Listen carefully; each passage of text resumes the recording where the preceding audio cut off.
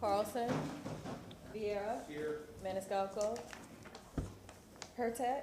Here. Goode. Here. Miranda. Here. And Citro. Here. We have a physical quorum. Thank you very much.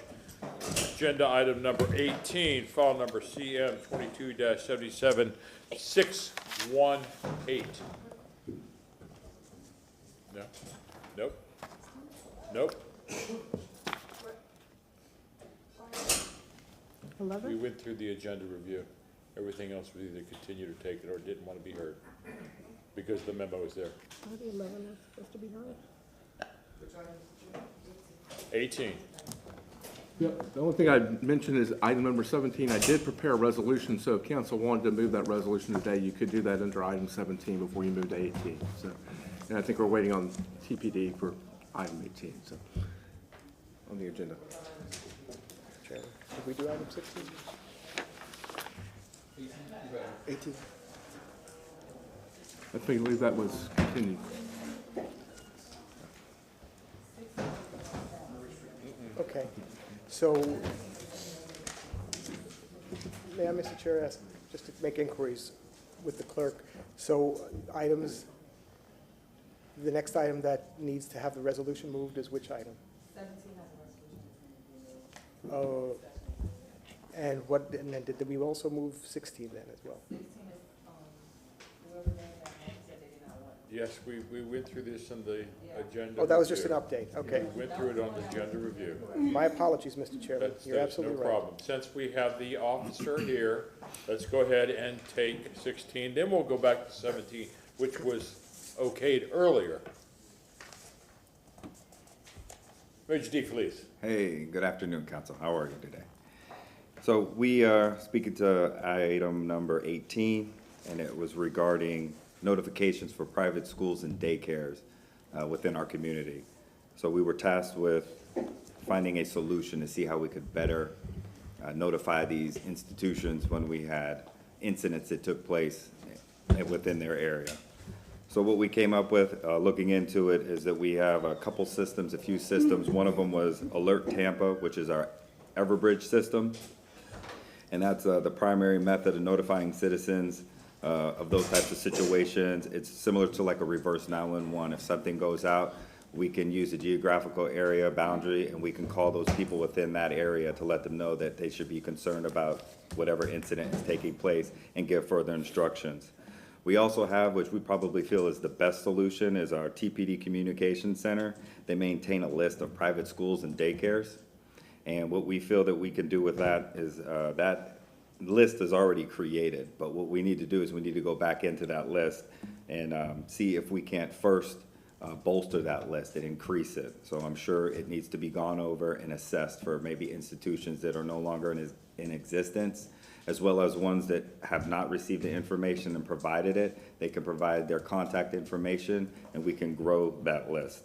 Now we'll be working with our business tax team, partnering with them to go ahead and use information from their database to go ahead and also populate that list. And even today, working with our, we have received a list, 2 lists as a matter of fact, that we're able to go and assess that list and make it better. We also have, the school system has a very robust system of alert system notification where they can go ahead and alert all the schools that are on their list. For legal reasons, we can't, and they will not assume responsibility for doing that for private institutions. But what we can do is we can mirror that same system. If an alert should go out from the public school system, it will be transmitted over to our communications division. Then our communications division can use the list that we have for the private institutions and schools and daycares, and we could take that same message and use that system to pump out that same message to those institutions as well. So it is not that system, not the same system, but we can use that same message along with our list to do that. And if there's a dynamic incident where, something egregious, something very serious in nature, then we would do that at any time. That officers would go out, and if they've identified a school in close proximity, they would just make contact with that school if the dire need is there. We'll be able to go out and do that and let them know to either shelter in place, go into a modified lockdown, etc.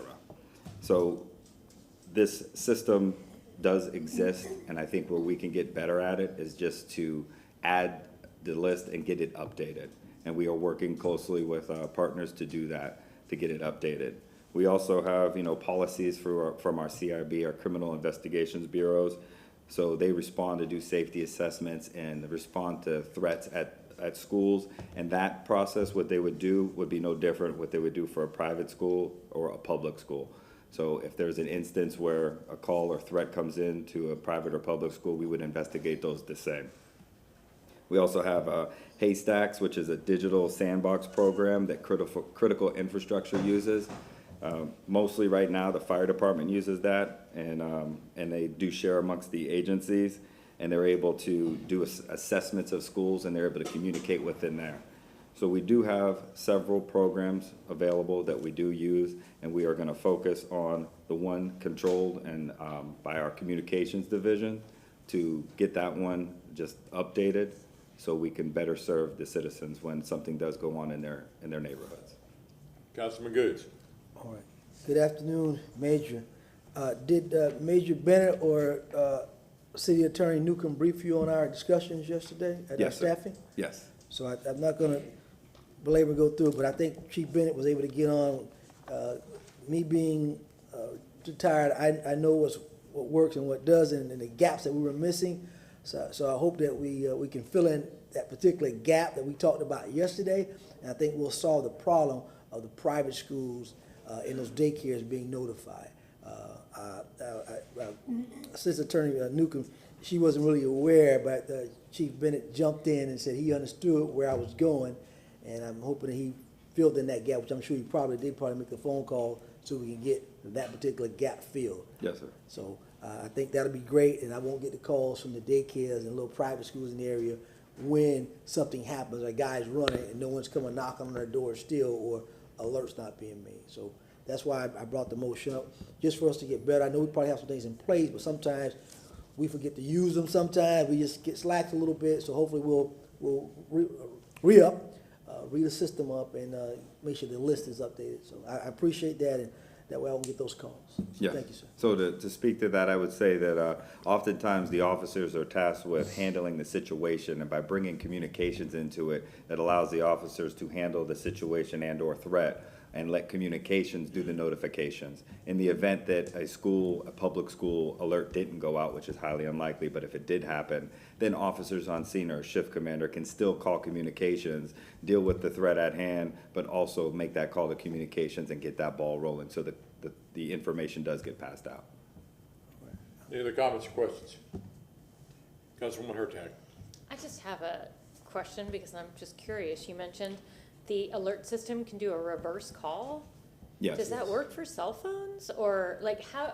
Because no one has a landline anymore. Right. And so when you said that, I thought I'm really curious how that works. I'm sorry, but I have to know. So the people would have to register for that program. Okay, So okay. whatever phone number they provided, and Great. you're absolutely right. Thank you. I was just thanks. And Mr. Chairman, Councilman Goods. and that'd probably be why they update the list and go make sure they touch base with those daycares. So a lot of them may have cell phones, but most schools should have a landline, those private schools, so they'll be able to do that now. So, Yes. Good question, good question. Anyone else? Major D, please. Thank you very much. Thank you. Do we have staff here for agenda item number 17, file number CM 22-77570? Yeah, well, I thought so too, but let's go back and review the tapes. There is a resolution that I have provided for you in response to the motion that was made in connection with the budget hearing regarding the ARPA funds for item number 17. So, I just want to move the resolution. Motion made by Councilwoman Hurtak, seconded by Councilman Maniscalco. Roll call vote. Miranda, Yes. Hurtak, Yes. Carlson, Yes. Goods, Yes, Viera, Maniscalco, and Citro. Yes. Motion carried unanimously. Thank you. Agenda item number 19, file number HL 22-76263. Good afternoon, Council. I'm Elaine Lund with Historic Preservation Staff. For agenda item number, did you say 18 or 19? 19. That's what I thought.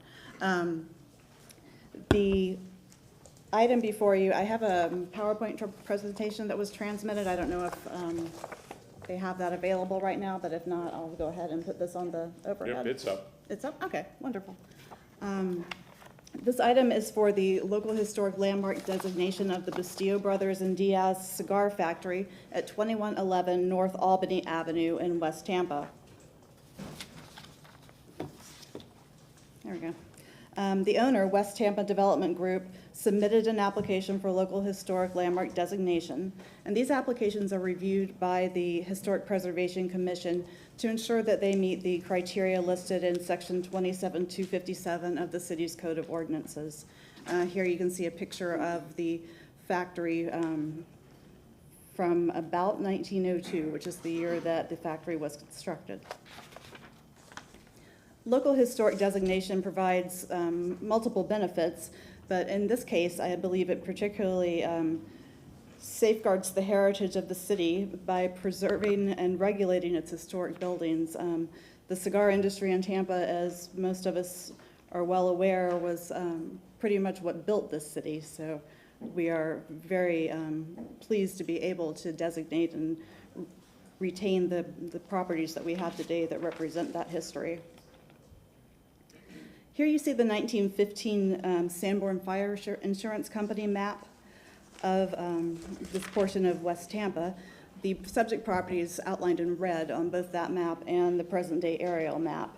It's at the corner of, in 1915, Albany was Francis Avenue and Pine Street.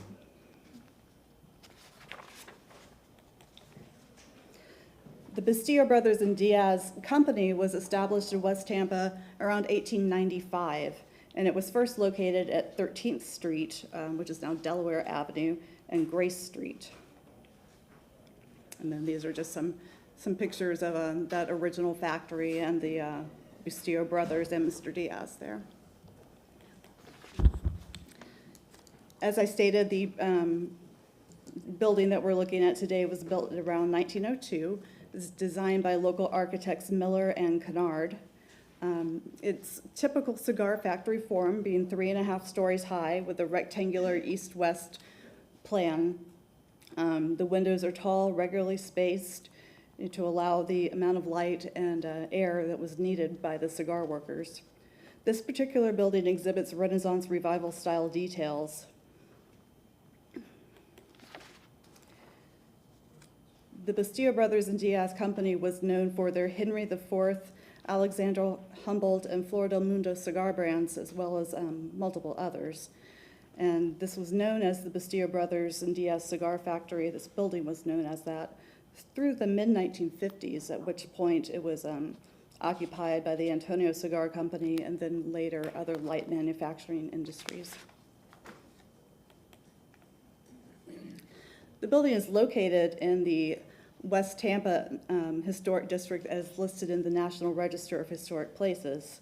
The period of significance for that National Historic District is 1893 to 1933.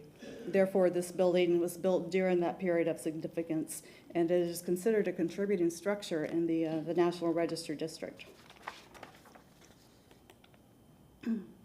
The applicant made their application on January 27th of this year, and the Historic Preservation Commission heard the application and made its recommendation to council on May 17th. The Planning Commission found this application to be consistent with the City of Tampa Comprehensive Plan. And notice for this hearing was provided to the owner, nearby property owners, and registered organizations. When looking at the city's code, we see that the building was constructed or achieved significance during the period of significance. It's associated with events that have made a significant contribution to the broad patterns of our history in the areas of industry and community planning and development. And it embodies distinctive characteristics of a type period or method of construction in the area of architecture.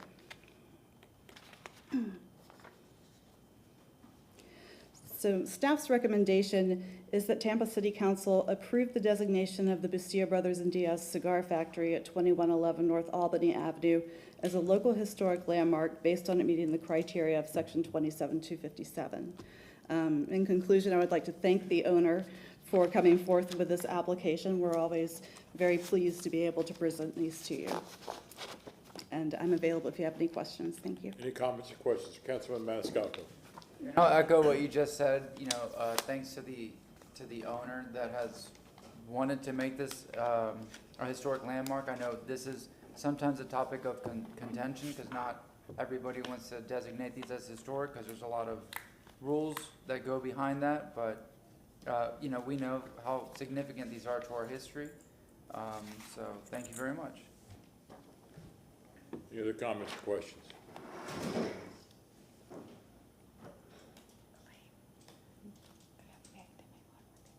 Are we taking comments from the public? No? The public? The applicant is here if, The applicant? yes. Council members, thank you very much for taking the time to listen to this, our application. Just wanted to give you an update. The hurricane came through, or what happened with it. Fortunately for us, we had already changed the windows to impact rated. Oh, I'm sorry. Omar Garcia, 1041 Royal Pass, Urban Core Holdings 2, and particularly in this case, it's West Tampa Development Group. So we actually made it pretty much unscathed. Just want to show you kind of some of, if you can see it a little bit, but the photos that were previously shown didn't have the new windows we put in. We worked with the historical department to identify the exact type of windows that we had before, so then configuration, so they look the same. These are all new impact rated windows, and I'll just show you a picture of the inside to show you a little bit about how it looks inside. It looks, Put it higher, yep, do that. How's that? Good. So you can see we really kind of really started the restoration process. Our plan is to eventually leave all the exposed brick walls as one of the aspects of it. I guess what happened was my dad had an antique restoration business in Drew Park, and I got used to like fixing up old stuff, and I kind of never got over it. So even though we do other developments, I do like adaptive reuse of historical buildings. So thank you very much. Thank you.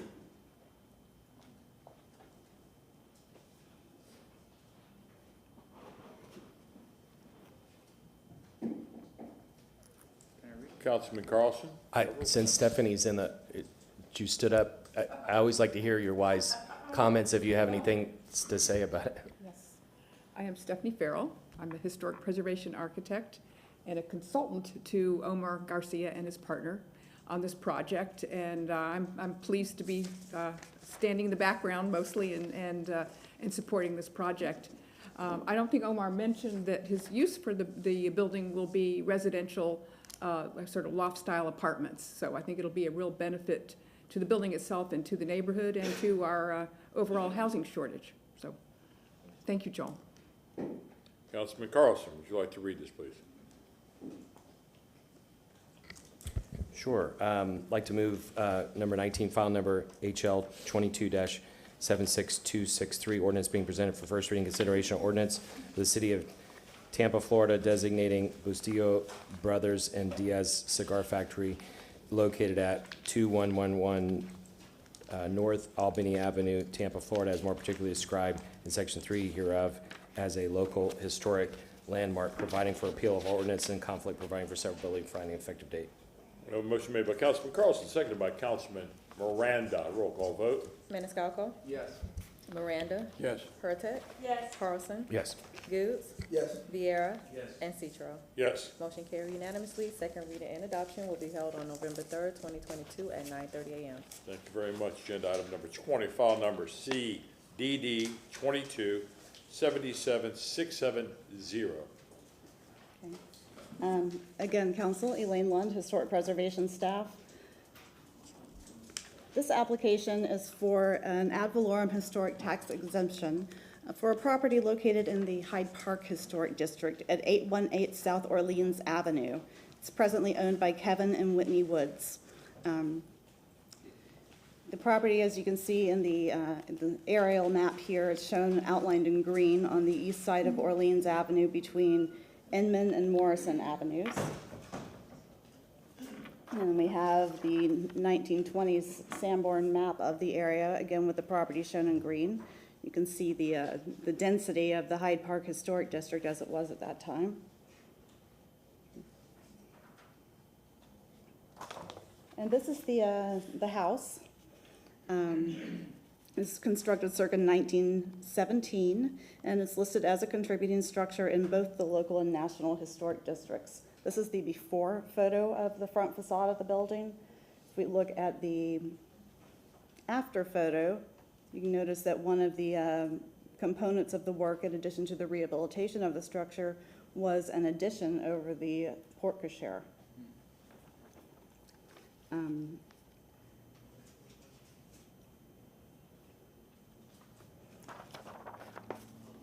Part of the rehabilitation work was on the columns. You can see the columns on the porte cochere there and how they now match the ones on the front porch.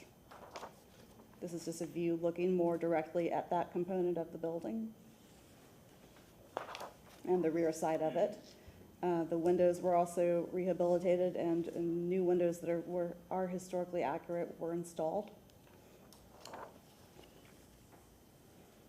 This is the before picture of the back of the building. And the after picture of the rear of the structure with this very nice screened porch. One of the kind of tricks to screening in porches in the historic district is to avoid the aluminum metal screening that we typically see in a lot of projects. So this was trimmed out very nicely. On the interior, we have a photo of one of the newel posts in the stairway that was used to recreate some of the other posts throughout the house, including these posts at the top of the stairs.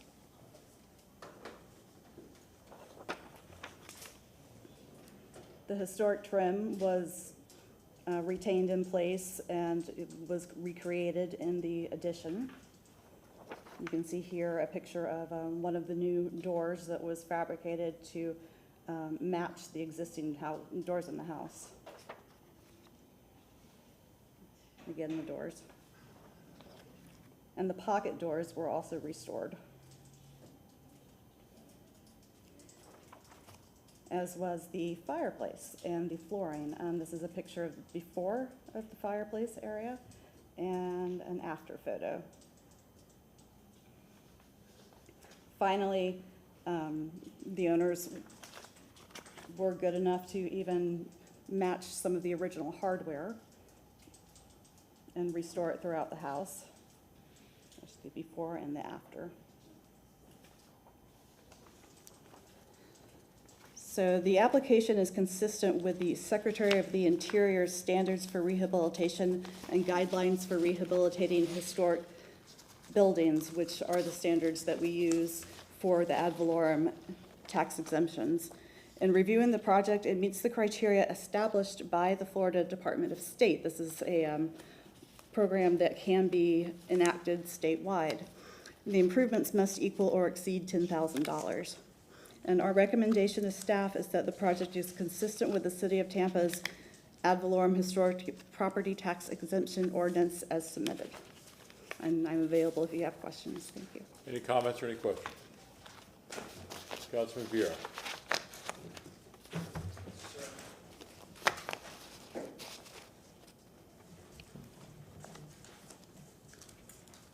An ordinance being presented for first reading consideration, ordinance approving a historic preservation property tax exemption application relative to the restoration, renovation, or rehabilitation of certain property owned by Kevin B. and Whitney M. Woods, located at 818 South Orleans Avenue, Tampa, Florida, in Hyde Park Historic District, based upon certain findings, providing for notice to the property appraiser of Hillsborough County, providing for severability, providing for repeal of all ordinances of conflict, providing an effective date. Excuse me, we have a motion made by Councilman Vieira, seconded by Councilman Miranda. All in favor? Aye. Roll call. Roll call vote, please. Miranda, Yes. Hurtak, Yes. Carlson. Yes. Goods, Yes. Viera, Yes. Maniscalco, Yes. and Citro. Yes. Motion carried unanimously. Second reading and adoption will be held on November 3rd, 2022 at 9:30 a.m. Councilman Vera, which one did you read off? Okay, okay. Thank you. Okay, on agenda number 21, HTX 22-77593. Okay, again. Excuse me. Elaine Lund. This is my last presentation for this morning here, or this afternoon now. This is another ad valorem historic tax exemption application, this time at 4521 West Dale Avenue. This is not located in one of our historic districts. Instead, this is in the Beach Park area. The Beach Park houses that are listed locally as historic buildings are done so through a strictly voluntary program. The owners come forward and request the designation. They're all part of the 1920s development, original development of the Beach Park neighborhood, which was primarily Mediterranean-themed houses. So here you can see it on the north side of Dale Avenue, off of Royal Palm Way. And this is the 1920s Sanborn map of the area, showing it off Dale.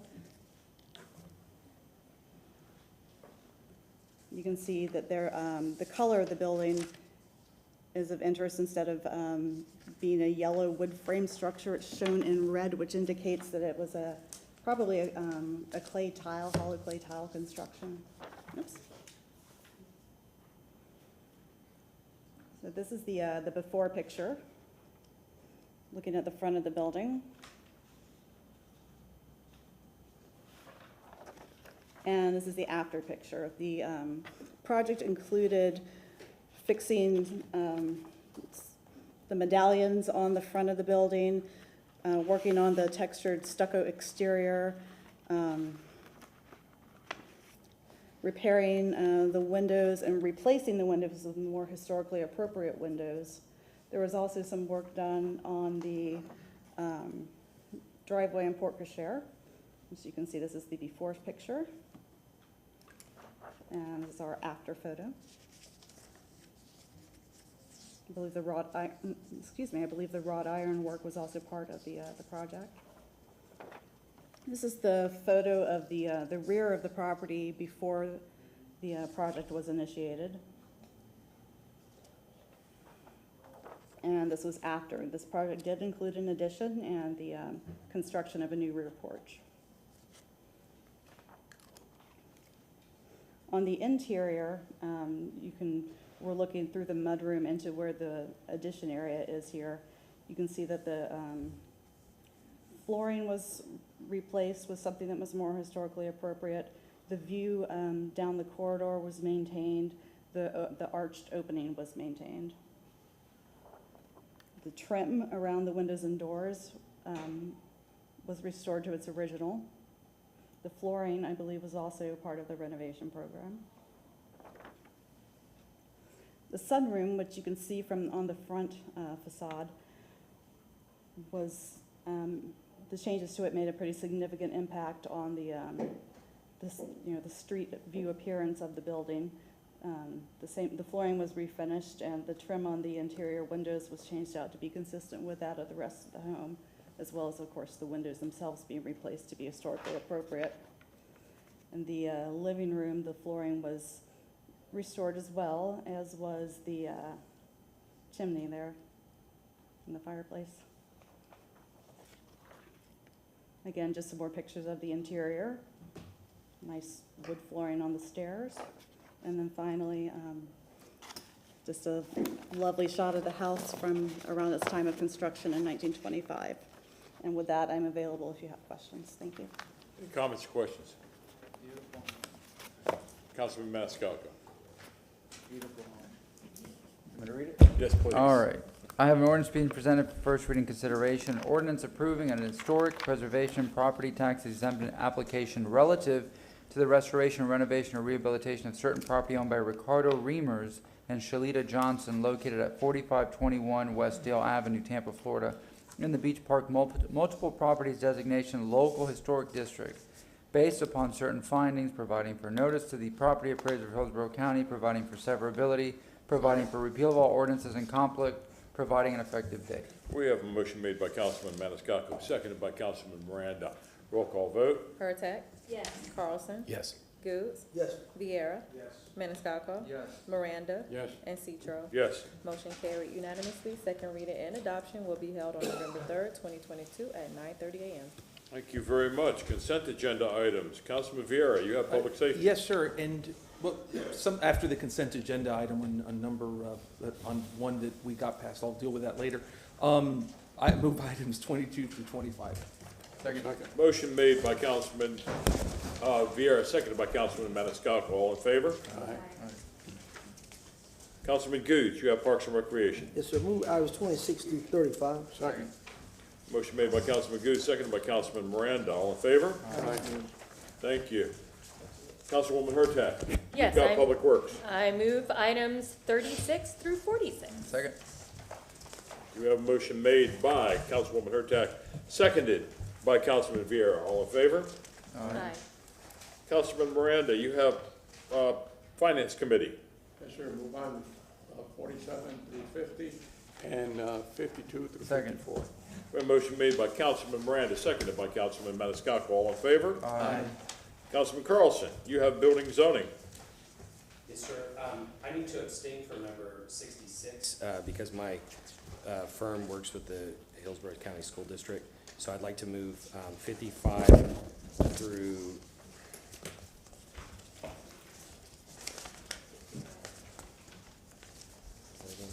my brain's still not working well. 55 through 65, and 67 through, Yeah, 67 through 79. Second.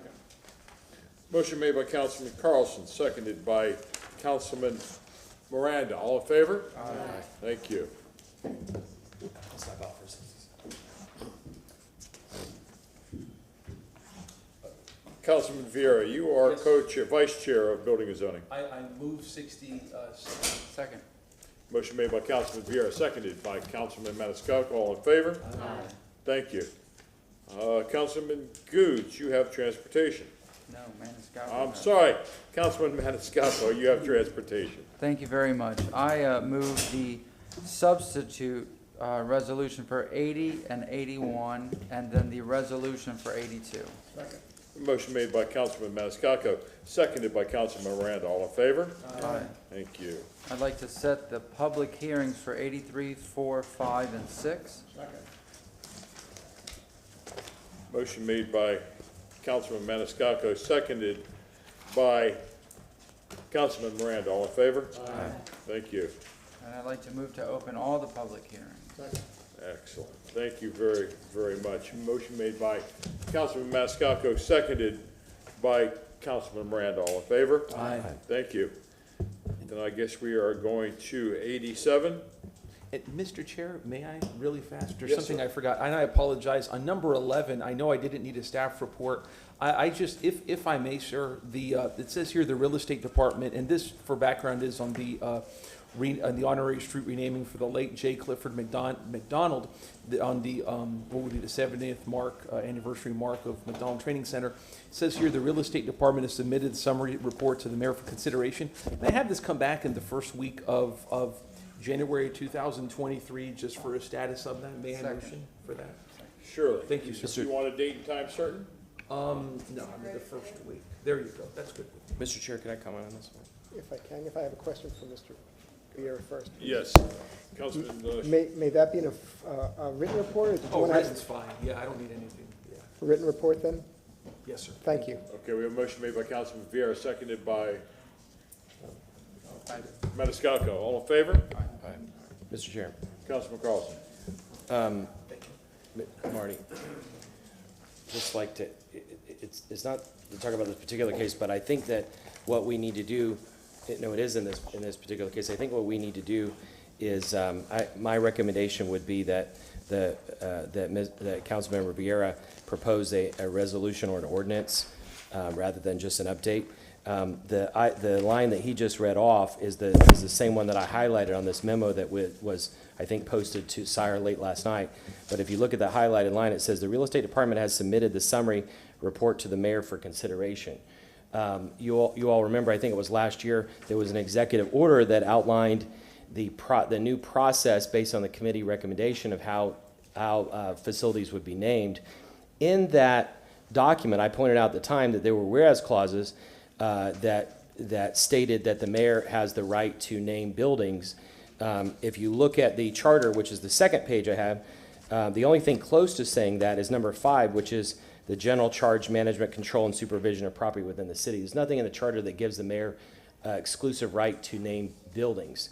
And so if we simply ask for the mayor to, by executive order, name something, we're giving away one of the powers of city council. It's not specifically defined in the charter for either one of us.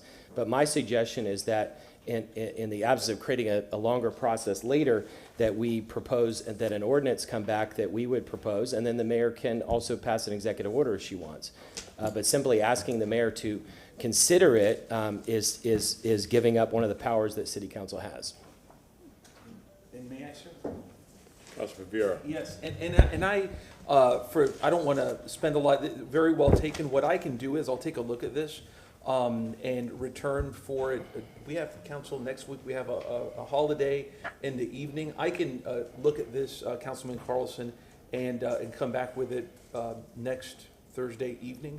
And whatnot. I have no problem with that. And sorry to bring this up Yeah. specifically about yours, but Yeah, I just want to make sure, this is the first one that's come up since that memo, and I just want to make sure that we don't inadvertently give up one of our powers. If we had suggested taking this authority away from the mayor, legal department would have been all over us to stop us. But in this case, by those whereas clauses, they're in effect trying to claim ground, which doesn't exist if you look at the charter. So I appreciate that. And if I may, yes, and so I'll come back with that. I'm not going to be here this evening because of a school event for my son, but next Thursday evening I can return with this and look at it in deeper. Thank you. Thank you, sir. So, Councilman Carlson, I'm not wanting to split hairs, but since there is no general direction on who has control of what, no one is taking control away from anybody. You're just asking to define it. No, but what happened and sorry I don't have a copy of it because it took a while to look it up, but the executive order that came out about the process for naming, which I think the process was good, it was recommended by a committee, but the whereas clause in the front say that because, and it cites this number 5 here, because the mayor has control of facilities, and then whereas the mayor also has authority over naming rights, that is not, I pointed out at the time that was not an accurate statement. And as far as I know, we did not codify that by voting on that executive order. I just want to make sure that there's nothing in what Councilmember Vieira has proposed today that would take away any powers. My point is that because of that executive order, unless we put up either an ordinance or a resolution, then this name the decision on this name would only be made by executive order, and we would be giving up what otherwise is an undefined power, which then would default to the mayor and city council agreeing on something. And so let's look at it from a collaborative effort. Which gets back to my statement, since we want to just define the power. Yes. Mr. Massey. A couple things. The section of the charter that Councilman Carlson cited, we have interpreted as including the right to name, the management and control to include those naming rights. Maybe this is something that could be clarified when we go through the charter workshop. That may be one of the issues that we discuss. But that is the legal interpretation of that charter, and that's why it was done by executive order. We can also have a conversation about naming rights in general, perhaps with the administration here, and how we could work more collaboratively together. I'm not saying that we couldn't do that, so. Mr. Chair. Yes, Councilman Carlson. Yeah, just to finish, I've had a couple attorneys look at this too, and things in the past were interpreted in different ways, and look at the interpretation that the legal office has this exclusive right to agree to negotiated settlements and to pay them. That's not at all in the charter either, and I've had attorneys outside look at that. So what I would hope is with the new city attorney, who here at the stand, read off the charter and said that the city council also is one of our clients. I hope that the new legal department direction would be to look at all the clients and treat all the clients fairly in interpreting these things. Just for the record, Morris Massey, City Attorney's Office, it is our job to represent the city as a whole and not just the mayor's office, not just city council, not just the staff. And so we do try to take we do try to interpret things not favoring one department or one branch of government over the other. We do represent the city as a whole. But with respect to real estate, and I won't belabor this point anyway, with respect to real estate, if the mayor tried to sell a property or lease a property, those agreements would have to come before city council. Correct. And so there's, the management of property is different than the overall control of it. So I think we should talk about it at the charter discussion, but in the meantime, I think we ought to put up ordinance, and then the mayor can Well, I also do think exactly. our legal interpretation still is the charter, that falls within the mayor's authority at this juncture. But I'm just telling you, that's the position of our office Yeah, at if I this point could- in time. But we can talk about this further, and we can try to clarify it. And as far as this particular item is concerned, I don't think there's an issue. But no. Mr. Chair, if I could, just for 30 more seconds, if I can hand out one other document. This is the page in the charter that defines, it's 5.01 departments, and it defines the legal department, and you all can look up above the area about who the client of the legal department is. But I highlighted this point, which is that the city attorney shall be the final official legal representative for the city. But please take note that and we'll talk about this in the charter review, the legal department is under departments. It's not a branch of government. It's not the judicial branch of government. There are only two branches of this government, the mayor and city council. And when we get opinions that look like the ruling of a judge, especially from outside attorneys, it doesn't accurately represent or reflect what the charter says. So I would say just because there was an opinion by one set of attorneys, you hire, even within the same law firm, you hire one set of attorneys and look at it, the next day you get a different opinion. Now there's a new city attorney who I think will look at this in a different way, and hopefully we can figure this out. Otherwise, with the absence of any specific definition, yes, we should look at putting in the charter. Thank you. I can only say this, Councilman whether I have a new attorney or an old attorney, or one attorney hasn't been born, or one attorney that's died and give me an opinion, they still represent both sides of the government. And I either gotta take it or not take it, and if I don't like it, file a lawsuit. That's all. I'm just talking to myself. Thank you very much, Chairman. Agenda item number 87, file number CDD 22-77670.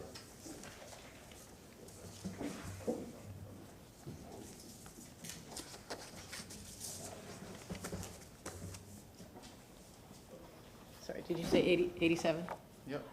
Susan Johnson Velez, Legal Department. Are we all together on this? Everybody good? No, Council Shelby, are you good on this? Yes, sir. Okay. Thank you. Please, Susan Johnson-Velez. Thank you, Mr. Chair. Proceed. Susan Johnson Velez, Legal Department. I did file a memo requesting that this item or this public hearing be continued till October 20th. And if council would like to, we put 9 a.m. simply because that was the time that was noted on the published notice that the petitioner provided. But council, if you would just specify a time when you would like this to be on. We have a motion made by Councilman Vieira, seconded by Councilman Maniscalco. Any further discussion? Roll call vote. Oh, I'm sorry, if you could specify the October 20th and the specific time. October And 20th, 9 a.m. I'm sorry, if you could open and continue this hearing until that date, I would, And again, that item number. It is open. number 87. Close hearing.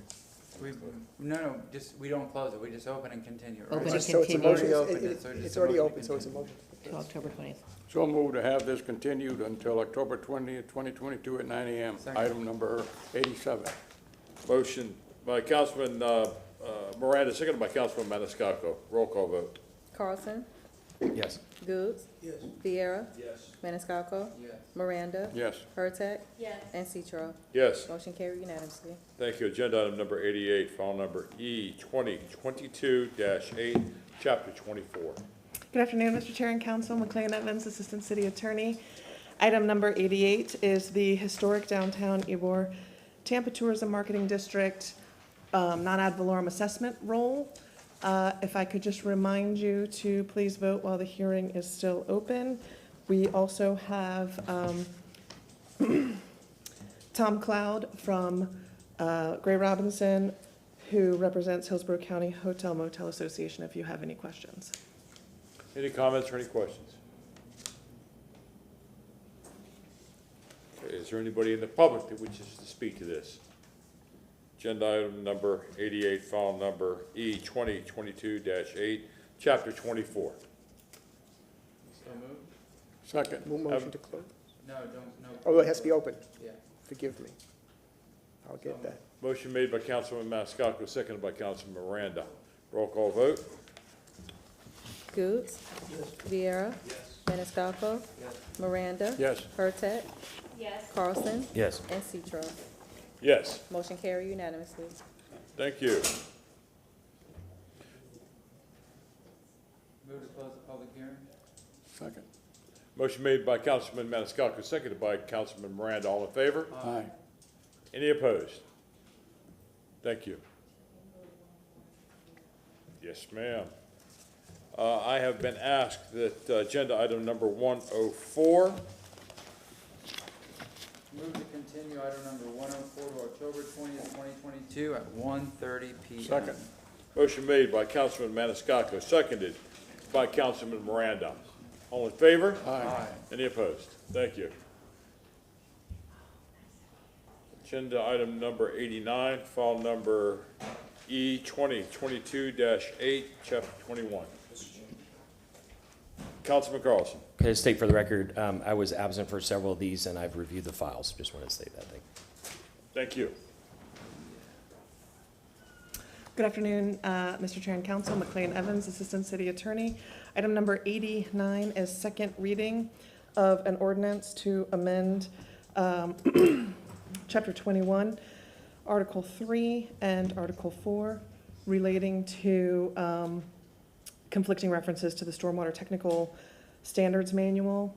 During the first reading of this item, Councilman Miranda, you had a question about the city's staff's ability to track changes in impervious area. So Vic Beatty is on the line if you still have that question and would like to have it answered.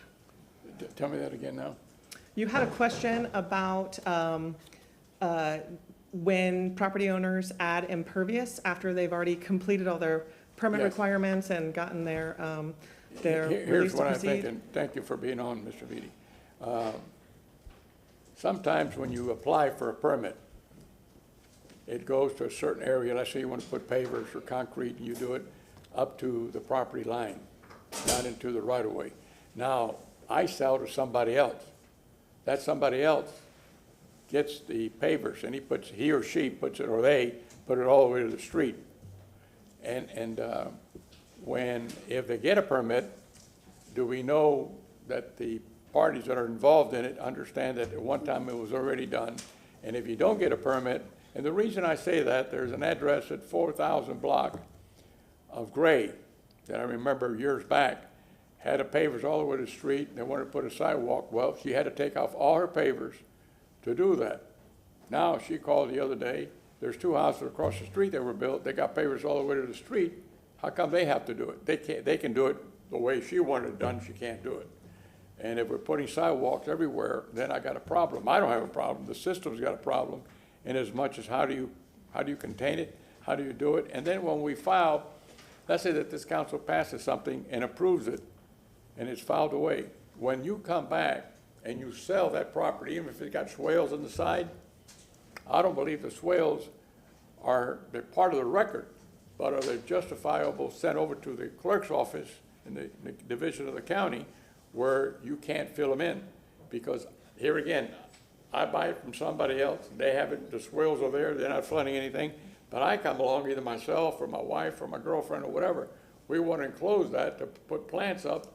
They don't know, they just, oh, well, there's a little swale here, we're gonna fill it up. And to fill it up, we start getting complication from the neighbors that my house is not starting to flood. How do we solve that problem where at the time you can notify another party that if they ever sell the house, they can at least be notified, because we can't notify them all. That's a good point. Afternoon Council, Vic Vite, Mobility Department. Councilman, that's a good point. And we had touched upon that when we talked about the Francis Alley discussion as well. And so if I could just recap, in certain conditions, our construction services team does require mitigation for stormwater on site. It could be swales, it could be ponds, or some other mechanism. And the question is, how do we keep track that those are still functioning the way they were intended when the CO was issued? And how do we track it when property changes hands? And the honest answer is not very well, in that we typically address these kind of issues when we hear about complaints from neighbors where they're taking in water from somebody else's property, and it might be because their swales or their ponds were not very well maintained. And so it's primarily complaint driven. If there were some sort of an inspection program, we would need significantly more resources as a city, not just any one department. But that's where we are looking at policy solutions. I believe, a couple of decades back, there were policies that were changed where the onus was a little more on the property owners to make sure that certain measures were taken place. So we're looking at these policies. Today, though, it is primarily complaint driven, but the challenge or the concern is no. Now, what I'm trying to do is not make it complaint driven, because you can't follow the process all the way through. And the same thing's happening in parts of town where you buy a house and it's got 14 additions to it, and all of a sudden, 5 years later, somebody else buys it, and we go after the guy who bought it, not the guy who did it. So it really gets complicated. A guy, I should be anybody, a woman, anybody. I don't want to make gender involved in it. So I hope we can work towards something to get some type of agreement where we can find these things, and I'm not work with the staff or work whatever, so we can come to some agreement where these things are codified so we can catch them right away. That's all I need. I agree. It should be a policy or a code change that will make it easier to maintain these sort of facilities. At the next council meeting, October 20th, there will be a procurement item where we initiate a watershed management review or study. This is just the first of many steps. One of the steps as part of that initiative, again, depends on funding, is going to be looking at our comprehensive plan and also our city code relative to stormwater treatments on properties. That will be the appropriate time to address this, but it is a challenge that we do need to address sooner rather than later. Appreciate it. Thank you. Any other comments or questions? Is there anybody in the audience that would like to speak to this? Agenda item number 89, file number E2022-8, chapter 21. Second. I have a motion to close by Councilman Maniscalco, seconded by Councilman Goods. All in favor? Aye. Councilman Goods. All right, file number 89, file E2022-821. Ordinance been presented for second reading and adoption. An ordinance of the City of Tampa, Florida, amending City of Tampa Code of Ordinance, Chapter 21, Article 3, Section 21-16, Article 4, Section 21-116.1, eliminating conflict in stormwater technical standards, manual addition references, correct department name, repealing all ordinance or partial ordinance in conflict with providing severability. Motion made by Councilman Goods, seconded by Councilman Miranda. Roll call vote.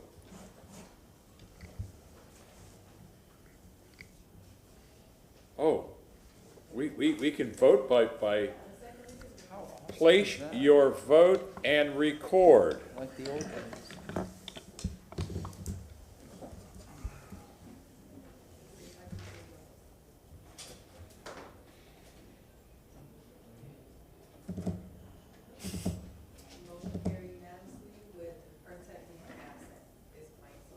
Go back to roll call. We have to go back to roll call. $10 million. Let's, this is still agenda number 89. Motion made by Councilman Good, second by Councilman Miranda. Roll call vote. Yes. Vieira. Yes. Maniscalco. Yes. Miranda. Yes. Hurtak. Yes. Carlson. Yes. And Citro. Yes. Motion carried unanimously. Thank you very much. Agenda item 90, file number E 2022-8, chapter 27. Yes, good afternoon, Chairman Cedro and Council. LaShawn Dock here with Development Coordination. And Council, item 90 is a privately initiated text amendment. The applicant is Ricky Pederica. This is a part of the January 2022 amendment cycle. This item was before you for first reading last month in September on the 15th, and it is before you today for second reading and adoption. I'm available if you have any questions, and I believe the applicant is available also if needed. Applicant? Morning, Council. Ricky Pederica, Dark Moss, 308 East 7th Avenue. I have no additional presentation or no presentation and look forward to improved bike parking in the near future. Is there anyone in the audience who wishes to speak to this? Do we have anybody online? Second. Motion to close by Councilman Maniscalco, seconded by Councilman Goods. All in favor? Aye. Councilman Miranda, can you read the substitute ordinance? Thank you, Mr. Chairman. Item number 90, file number E2022/8, Chapter 27. Ordinance being presented for second reading and adoption. An ordinance in the city of Tampa, Florida relating to landscaping and grand trees, making revision to City of Tampa Code of Ordinance, Chapter 27, zoning and land development, amending Section 2743, definition, amending Section 27-211-13, measurements method, amending Section 27/284.3.1, landscaping and tree planting standards, tree preservation retention standards, amending Section 27/284.3.3, landscaping area and tree planting requirements, and creating Sections 27-283.16, bicycle park, and repealing all ordinance or parts of ordinances conflict therewith, providing for severability, providing an effective date. Motion made by Councilman Miranda, seconded by Councilman Goods. Roll call vote. Vieira. I'm sorry? Yeah, this is a substitute ordinance that I was talking about. Yeah. Vieira. Maniscalco. Yes. Miranda. Yes. Hurtak. Yes. Carlson. Yes. Goods. Yes. And Citro. Yes. Motion carried unanimously with Vieira being absent at vote. Thank you. Thank you very much. Agenda item number 91, file number E 2022-8, chapter 27. Yes, Council, thank you so much. LaShawn Dock, Development Coordination. And Council, item number 1 is another privately initiated text amendment. The applicant is Angela Rawber. She is a part of the January 2022 amendment cycle also. This request is to amend the CBD, the Central Business District Signage Code. And it is before you today for second reading and adoption. I'm available if you have any questions. Thank you. Any questions for staff? Applicant? The applicant is not here. Is the applicant online? Second. Is there anybody in the audience who wishes? Excellent. Thank you. Applicant?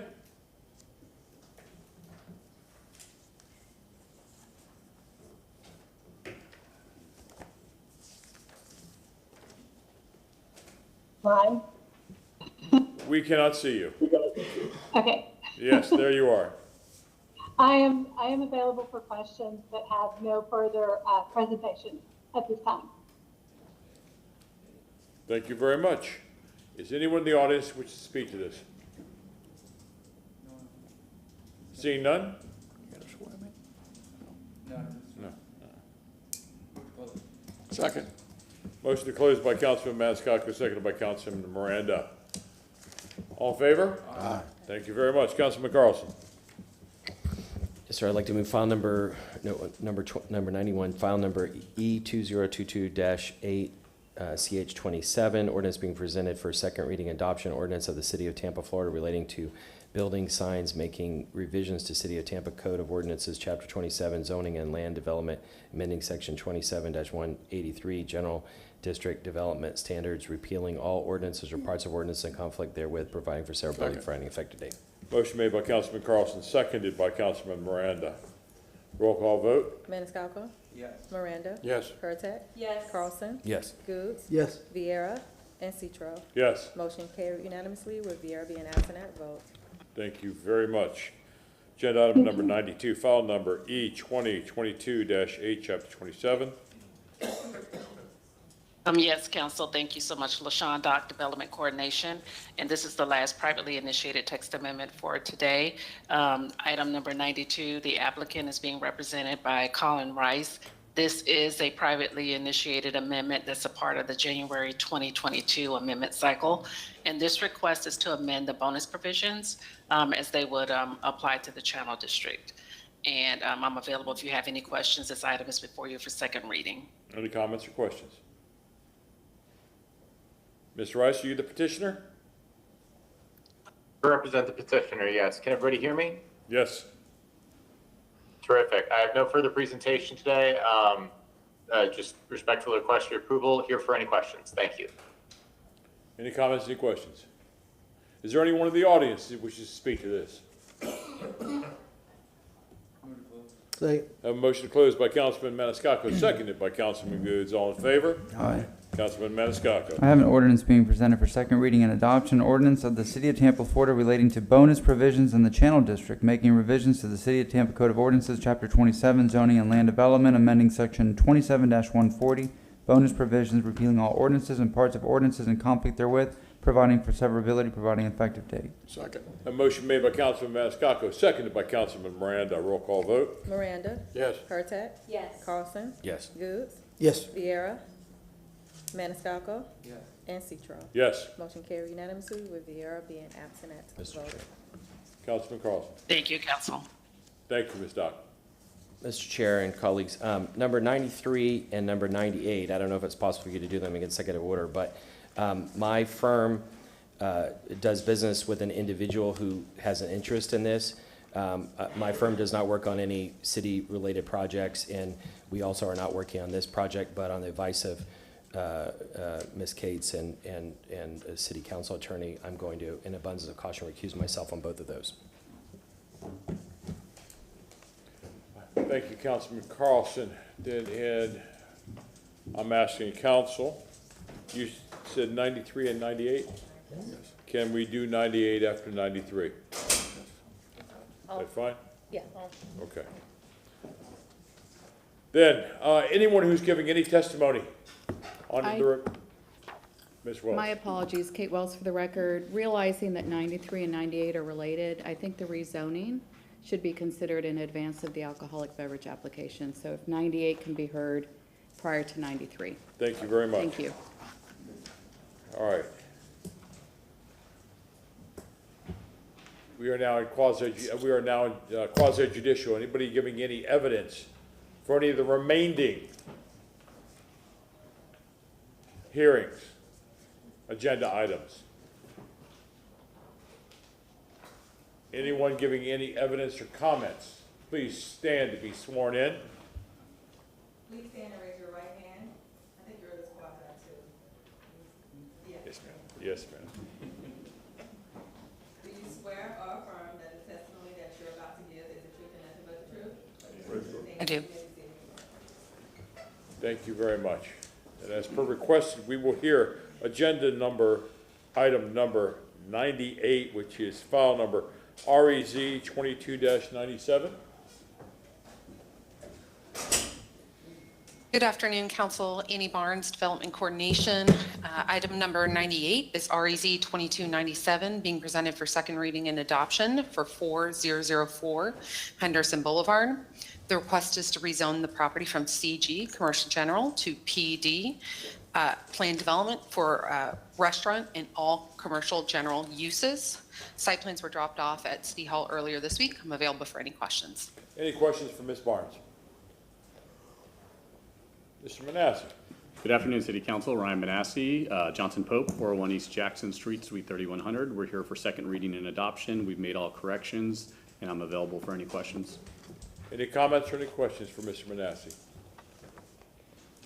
Hearing none, is there anyone in the audience that wishes to speak to agenda item number 98? Motion to close by Councilman Maniscalco, seconded by Councilman Goods. All in favor? Aye. Thank you. Councilman Vieira. Yes, sir. I move an ordinance being presented for second reading and adoption, ordinance rezoning property in the general vicinity of 4004 Henderson Boulevard in the city of Tampa, Florida, more particularly described in section 1 from zoning district classification, CG commercial general to PD plan development, restaurant, and all commercial general uses, providing an effective date. A motion made by Councilman Vieira, seconded by Councilman Maniscalco. Roll call vote. Pertec, Yes. Carlson, Goods, Yes. Vieira, Yes. Maniscalco, Yes. Miranda. Yes. And Citro. Yes. Motion carried unanimously with Carlson abstaining. Thank you. Now we're here on agenda item number 93, file number AB2-22-13. One more. Thank you, Council. Annie Barnes, Development Coordination. Item number 93 is AB 2-2213, being presented for second reading and adoption for Special Use 2 for alcoholic beverage sales for a small venue for consumption on premises of beer, wine, and liquor located at 4004 Henderson Boulevard. Site plans were dropped off at City Hall earlier this week. I'm available for any questions. Any questions for Ms. Barnes? Mr. Manassi. Again, Ryan Manassi, Johnson Pope, 401 East Jackson Street, Suite 3100. We made corrections from first reading, adding those hours of operations, and we'd respectfully request your approval. Thank you. Is there anyone who would like to speak to this in chambers? Do we have anyone online? Second. I have a motion to close by Councilman Maniscalco, seconded by Councilman Miranda. All in favor? Aye. Councilwoman Hurtak. File number AB2-22-13, an ordinance being presented for second reading and adoption. An ordinance approving a special use permit, S2, for alcoholic beverage sales, small venue, consumption on premises only, and making lawful the sale of beverages regardless of alcoholic content, beer, wine, and liquor on that certain lot, plat, or tract of land located at 4004 Henderson Boulevard, Tampa, Florida, as more particularly described in Section 2, providing that all ordinances or parts of ordinances in conflict are repealed, providing an effective date. Second. Motion made by Councilwoman Hurtak, seconded by Councilman Maniscalco. Roll call vote. Carlson, Goods, Yes. Vieira, Yes. Maniscalco, Miranda. Yes. Pertec. Yes. And Citro. Yes. Motion carried unanimously with Carlson abstaining. Thank you very much. Agenda item number 94, file number REC 22-50. Thank you, Council. Annie Barnes, Development Coordination. Item number 94 is REZ 2250, being presented for second reading and adoption for property located at 1402 East 98th Avenue. The request is to rezone the property from RS50 residential single family to RM18 residential multiple family. I'm available for any questions if needed, and I believe the applicant's on the line as well. Any questions for Ms. Barnes? Applicant, you have been sworn in, haven't you? You are muted. Good day. Hi, this is Jennifer Flemister-Bereith for file number 94. I am still requesting RS50 to RM18. Nothing has changed, and I respectfully request your approval. And you have been And sworn in. I'm available for questions. You have been sworn in. Yes, thank you. No, I'm sorry, I'm not doubting you, but let's just swear you in just to make sure we cover all our bases. Please raise your right hand. Do you swear or affirm that the testimony that you just provided is the truth and nothing but the truth? Yes. Thank you. I thank you very, very much. Any questions for the petitioner? Is there anyone in the audience who would like to speak to agenda item number 94? Move to close. Do we have anybody online? Thank you very much. Motion to close by Councilman Miranda, seconded by Councilman Goods. All in favor? Aye. Thank you. Councilman Goods. File number REZ-22-50. Ordinance being presented for second reading and adoption. an ordinance rezoning property in the general vicinity of 1402 East 98th Avenue in the city of Tampa, and more particularly described in section 1 from zoning district classification RS50 residential single family to RM18 residential multifamily, providing an effective date. Motion made by Councilman Good, seconded by Councilman Miranda. Roll call vote. Viera. Yes. Goods. Yes. Maniscalco. Miranda. Yes. Hurtak. Yes. Carlson and Citro. Yes. Motion carried unanimously with Carlson being absent at vote. Thank you very much. Agenda item number 95, file number REZ 22-60. Thank you, Council. Annie Barnes, Development Coordination. Item number 95 is REZ 2260, being presented for second reading and adoption for 1515 Northwest Shore Boulevard. The request is to rezone the property from OP1, Office Professional, to PD, Plan Development, Residential Multiple Family, and Restaurant Uses. Site plans were dropped off at City Hall earlier this week. I'm available for any questions. Any questions for Ms. Barnes? Petitioner? Yes, Cammie Corbett again with the law firm of Hill, Ward, and Henderson. I'm just here to answer any questions, and I believe Randy Cohen, our transportation expert, and Kimberly Horn are online available for any questions as well. We respectfully request your approval. Do we have any questions for this? Do we have any questions? Is there anybody in the audience who wishes to speak to this? Do we have anybody else online? Close. Second. Motion to close by Councilman Good, seconded by Councilman Miranda. All in favor? Aye. Councilman Miranda. Thank you, Mr. Chairman. Item number 95, file number REZ/22/60.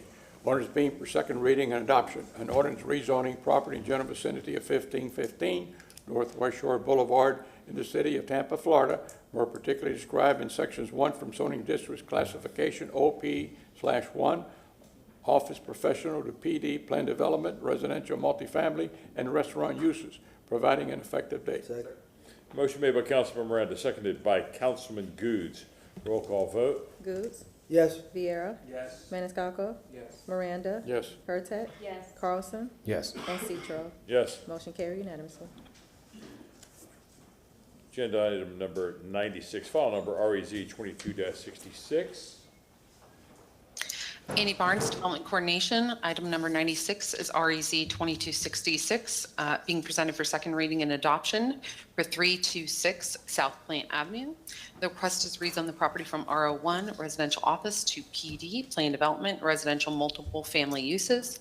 Site plans were turned in to City Hall earlier this week. I'm available for any questions. Any questions for Ms. Barnes? Applicant? Good afternoon, Kevin Reale, 401 East Jackson Street, just available for any questions. Request approval. Thank you. Any questions? Anyone in the audience that would like to make comment? We have no one online? We close. Motion to close by Councilman Maniscalco, seconded by Councilman Goods. All in favor? Aye. Thank you. Councilman Carlson. So I'd like to move number 96, file number REZ 22-66. Ordinance being presented for second reading and adoption. Ordinance rezoning property in general vicinity of 326 South Plant Avenue in the city of Tampa, Florida, and more particularly described in section 1 from zoning district classification RO1 Residential Office to PD, Plan Development, Residential Multifamily, providing an effective date. Second. A motion made by Councilman Carlson, seconded by Councilman Goods. Roll call vote. Maniscalco. Yes. Miranda. Yes. Hurtak. Yes. Carlson. Yes. Goods. Yes. Viera. And Citro. Yes. Motion carried unanimously. Thank you. Agenda item number 97, file number REZ 22-67. Ms. Barnes. Thank you, Council. Annie Barnes, Development Coordination. Item number 97 is REZ 2267, being presented for second reading and adoption for 3002 Espanol Lane, 3015 West Santiago Street, 3105 Bay Oaks Court, 3015 South Isabella Avenue. The request is rezone the property from RM35, Residential Multiple Family, and PD to PD for Residential Multiple Family Uses, including in-term parking uses. Site plans were dropped off earlier at City Hall this week. I'm available for any questions. Any questions for Ms. Barnes? Good afternoon, Council. Tyler Hudson, 400 North Ashley Drive. I'm happy to answer any questions. Thanks. Any questions for Ms. Johnson? Anyone in the audience who would like to speak to this? I have a question. I have a property at 2927 in Santiago. Oh, sorry. And the residents, we'd like to know. Oh, my name is Jolene Nelson. Yes, I do. I have a property on Santiago, 2927, and we'd like to understand the parking restrictions for that street based on the new zoning. Would residents be allowed to park on the street with the current zone, the proposed zoning? Yes. That is a question that we have. And would parking be allowed on both sides of the street, or would parking only be on the side that my structure is currently located? Okay. Okay, thank you. Rebuttal? Or just a presentation question? Sure, just to answer a question that council might ask me. There is no parking on Santiago Street. We already have permitted plans for Santiago Street, because recall this is a rezoning that council approved in 2020. What we're here doing is just modifying it. So our view is that Santiago is going to be much improved with sidewalks. We've spoken to several members that, there's several residents of the townhome community in Santiago, and the preference of the majority was that there not be on-street parking and instead be sidewalks. And that's what we're planning to do. Mike Hammond here with Related will certainly be discussing this plan with this specific resident who spoke up, but the plan is no on-street parking and instead sidewalks, which we think is going to better connect McDill and Bayshore for pedestrians and bicyclists.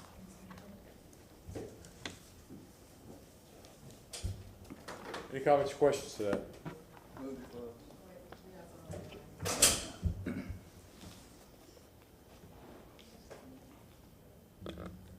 Ms. Diane Versaghi, if you could hear me, please unmute yourself and turn on your video.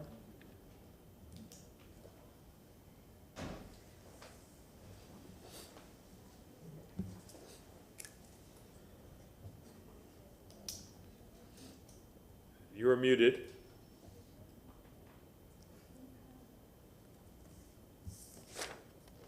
I see. Okay, sorry. Can I share my screen to show a couple of images? She needs to be sworn in. You need to be sworn in first. You need to be. Please do. All right, thank you. Do you swear or affirm that the testimony that you're about to give is the truth and nothing but the truth? I do. Thank you. Yes. Am I able to show images on here? Can you share your screen? Okay. Let's see. All right. Share my screen. Oh no. No one can see your screen. Click. Okay. All right. Are you able to see the PowerPoint? Yes, we are. Okay, perfect. All right, so thank you so much, City Council, for letting me speak. I'm Diane Versaghi, 2917 Santiago Street, Tampa, Florida. Our family has owned since 1978. There's a picture of us moving in 1978. So just to give you an idea of where we're located, looking from Bayshore down Santiago, we are the ones on the right-hand side, and the beautiful Ritz-Carlton will be on our left-hand side. And then looking down Santiago from Isabella, we are on the left. So, and just an aerial view, this is us right here. We're bordered by Aquatica, Isabella, Santiago, and Bayshore, and this is our driveway off of Isabella. So this is all just for the record. For trees, we've been told via email with Related that the trees on Santiago will be protected with alternative construction methods, which is fantastic. Can this be reflected in the plans going forward so there isn't any confusion in the future and no one tries to take down a tree and apologize later? And can the same consideration be given to trees on Isabella? As you can see, we have 3 oaks on the top picture in the foreground. Perhaps pavers at the intersection would actually make the street look really old Tampa, but would also let that tree live. And I know that the tree coverage was a massive selling point for Ritz, so I would imagine they would want to keep that canopy. The project's already taken the tree coverage from 52% to 4%, so we want to try to keep as many trees as we can. And just to show you on that top image, we talked last month about people illegally parking on that section. As you can see, those 2 cones are there. That's what happens to our ground when people do illegal parking. And then traffic, I just wanted to also mention, within 3 city blocks bordered mostly by 2-lane roads, we've allowed about 335 units between 2 and 4 bedrooms to be built. And just to give you an idea, on Santiago, Bay Oaks and those other apartments are 1 bedroom, 2 bedroom at the most. So this is a lot more bedrooms per street. And we just request, even for us and even for the Ritz people that are going to move in, that the city do an updated traffic study on MacDill, Beta Bay, and Bayshore in relation to Isabel and Santiago. I know right now, even with no one living here, to make a left onto Beta Bay from Isabella, especially during busy times, is very dangerous. Same thing for making a left on MacDill from Santiago.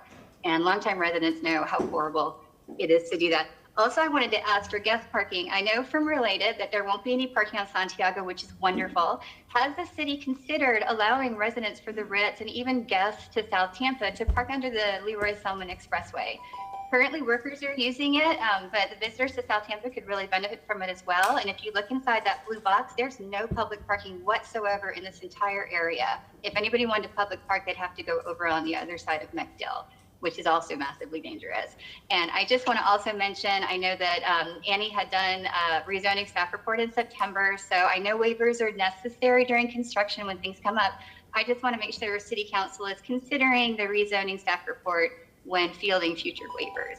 Thank you for my time. Thank you very much. Councilman Maniscalco. I don't know if I'm 100% positive on this, but my understanding is it wouldn't be the city of Tampa, it would be the Expressway Authority. So underneath the expressway, as you mentioned, yes? I'm sorry, I know you're asking me a question. No, I was responding to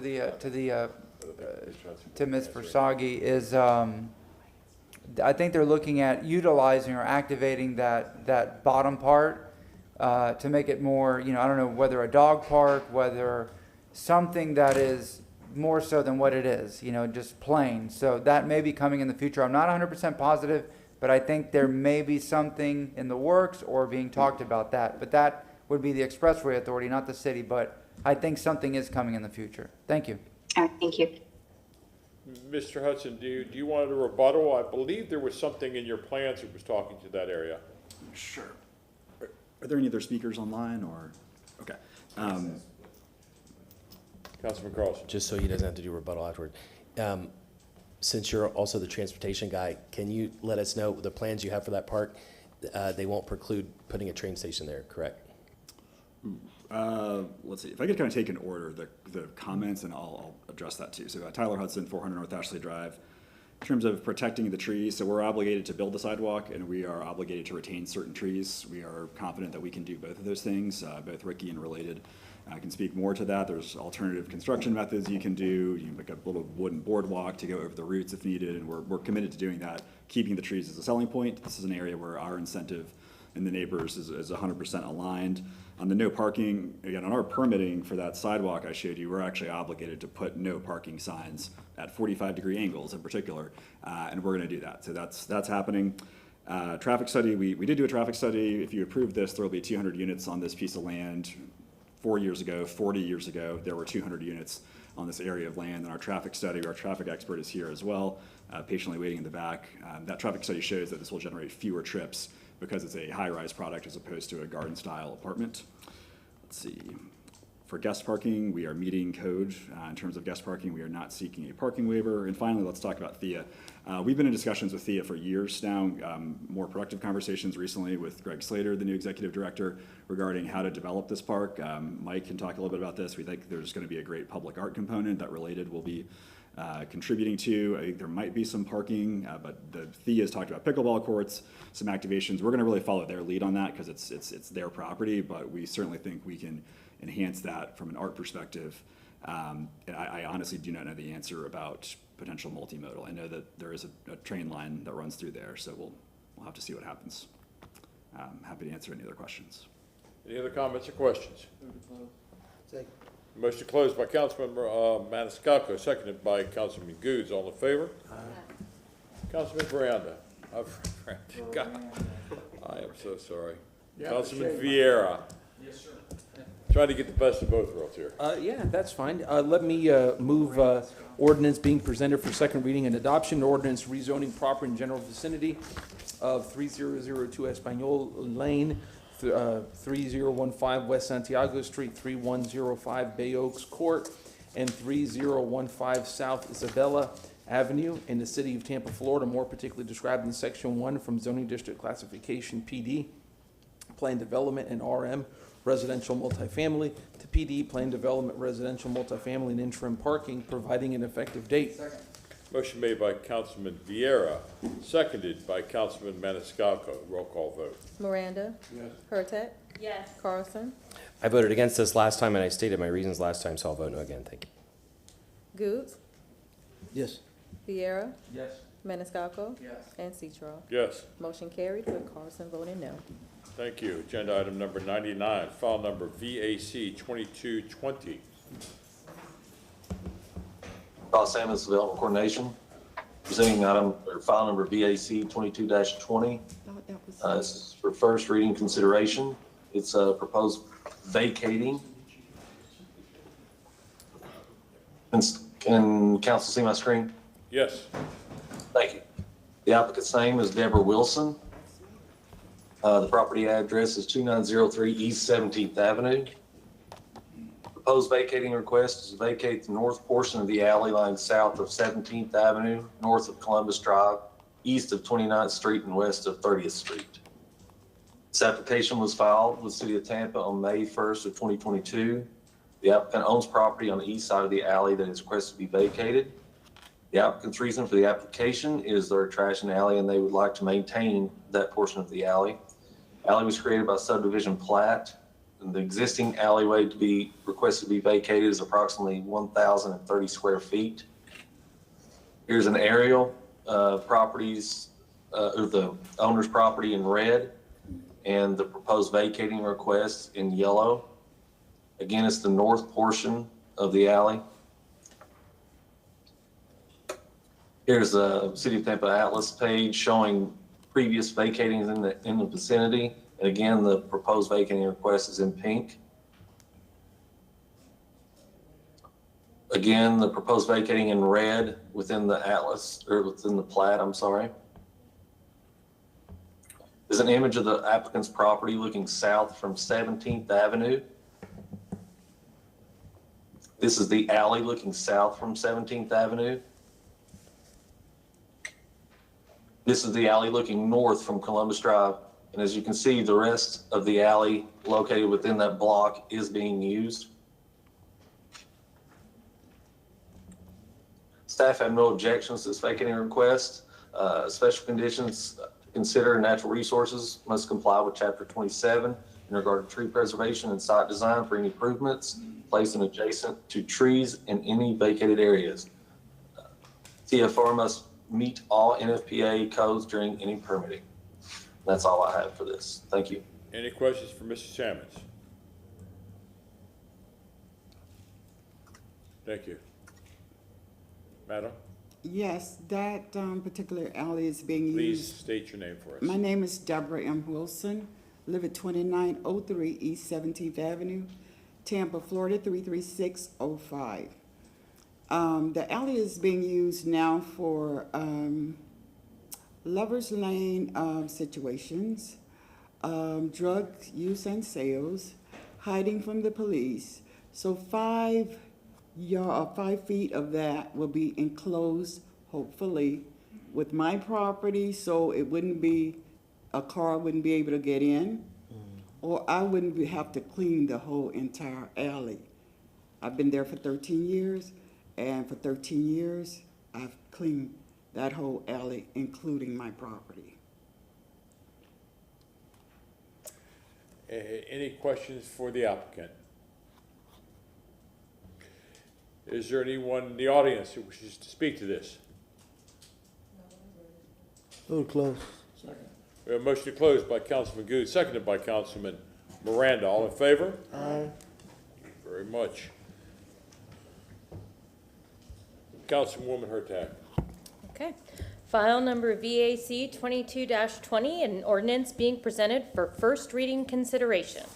An ordinance of the City of Tampa, Florida, vacating, closing, discontinuing, and abandoning that alleyway located north of Columbus Drive, south of 17th Avenue, east of 29th Street, and west of the CSX Railroad within the corrected map of the Greenville subdivision in the City of Tampa Hillsborough County, Florida, as more fully described in Section 2 hereof, subject to certain covenants, conditions, and restrictions, as more particularly set forth herein, providing for enforcement and penalties for violations, providing for definitions, interpretations, and repealing conflicts, providing for severability, providing an effective date.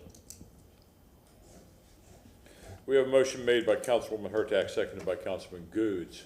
Roll call vote. Viera, Yes. Maniscalco, Miranda, Yes. Hurtak, Yes. Carlson, Yes. Goods, Yes. and Citro.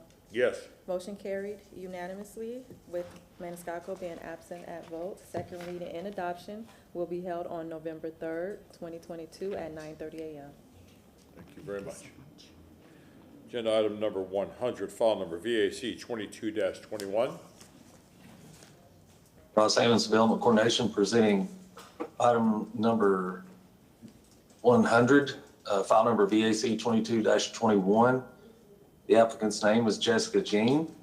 The property address is 3008 East 23rd Avenue. This is a proposed vacating request to vacate the alley lying north of 23rd Avenue, south of 24th Avenue, east of the CSX Railroad, and west of 31st Street. This application was filed with the City of Tampa on May 3rd of 2022. The applicant owns property on the south side of the alley that is requested to be vacated. The applicant's reason for the application is to vacate the right-of-way in order to assume responsibility of maintenance and preservation. Under the responsibility, the alley will be fenced in residential property. Doing so will enhance property value and reduce loitering, trespassing, and the probability of crime. Surrounding community and neighborhood will also benefit as criminals will be deterred and the need for taxpayer dollars and law enforcement to secure the area will be eliminated. This alley was created by a subdivision plat. The existing alleyway to be proposed vacated is approximately 2,000 square feet. The applicant's property, again, in red in the aerial, and the proposed vacating request is the alley in yellow.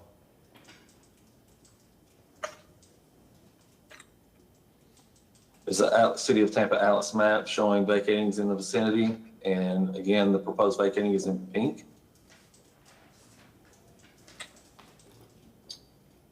This is the plat where the alley was dedicated and is located in Block 3. The applicant's property looking west from 31st Street. This is the alley looking west from 31st Street.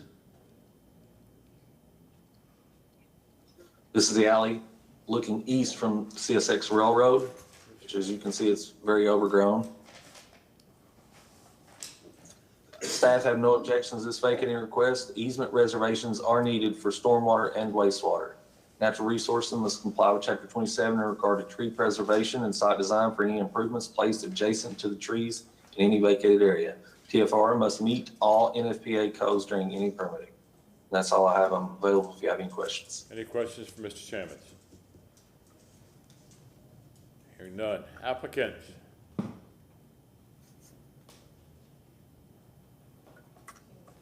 Ms. Jean? Yes.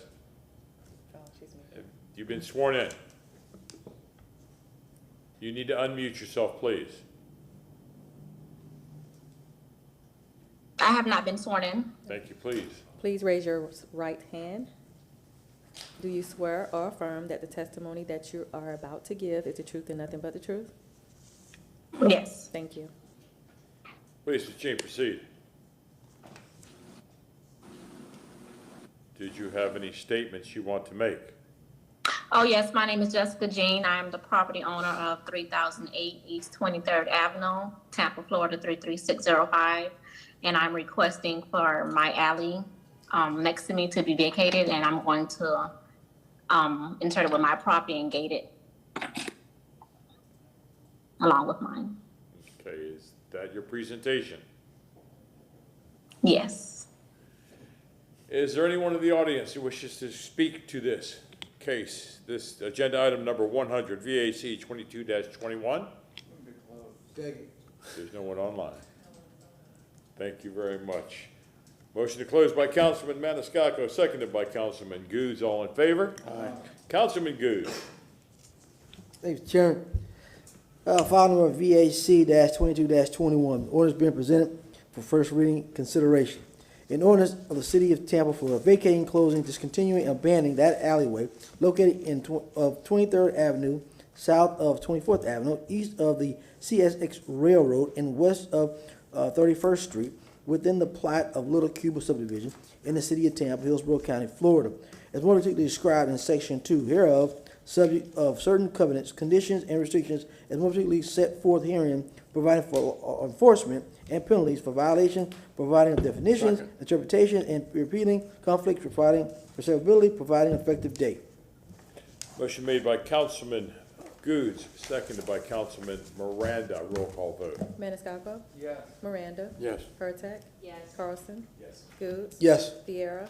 And Citro. Yes. Motion carried unanimously. Second reading and adoption will be held on November 3rd, 2022 at 9:30 a.m. Thank you very much. Thank you. Agenda item number 101, file number VAC 22-23. Ross Amos Development Coordination, presenting file number VAC 22-23. The applicant is Heather Ann Lee. Property address is 2807 East Nevada Avenue. Proposed vacating request is vacate the alley lying north of Gladys Street, south of Warren Avenue, east of Nevada Avenue, and west of Ola Avenue. This application was filed on June 13th, 2022. The applicant owns property on the north side of the alley requests to be vacated. The applicant's reason for the application is for owner maintenance. The alley was created by subdivision plat. The existing alley that is requested to be vacated is approximately 3,040 square feet. The owner's property, again in red, and the proposed alley vacating in yellow. Again, the Atlas, City of Tampa Atlas map showing previously vacated alleys, and again, the proposed vacating in pink. Again, the alley proposed to be vacated within the subdivision plat in red. The applicant's property looking east from North Nevada Avenue. This is the approximate location of the alley looking east from Nevada Avenue. And this is the approximate location of the alley looking west from North Ola Avenue. Staff have no objections to this vacating request. Easement reservations are needed for Frontier and TCO. Natural resources, you must comply with Chapter 27 in regard to tree preservation and site design for any improvements placed adjacent to trees in any vacated area. TFR must meet all NFPA codes during any permitting. That's all I have. I'm available if you have any questions. Thank you. Any questions for Mr. Sammons? Applicant? Good afternoon, Council. Heather Lee, and I'd just like to correct the address. It's 2807 North Nevada Avenue, not East Nevada Avenue. Other than that, nothing to say regarding the vacation application request.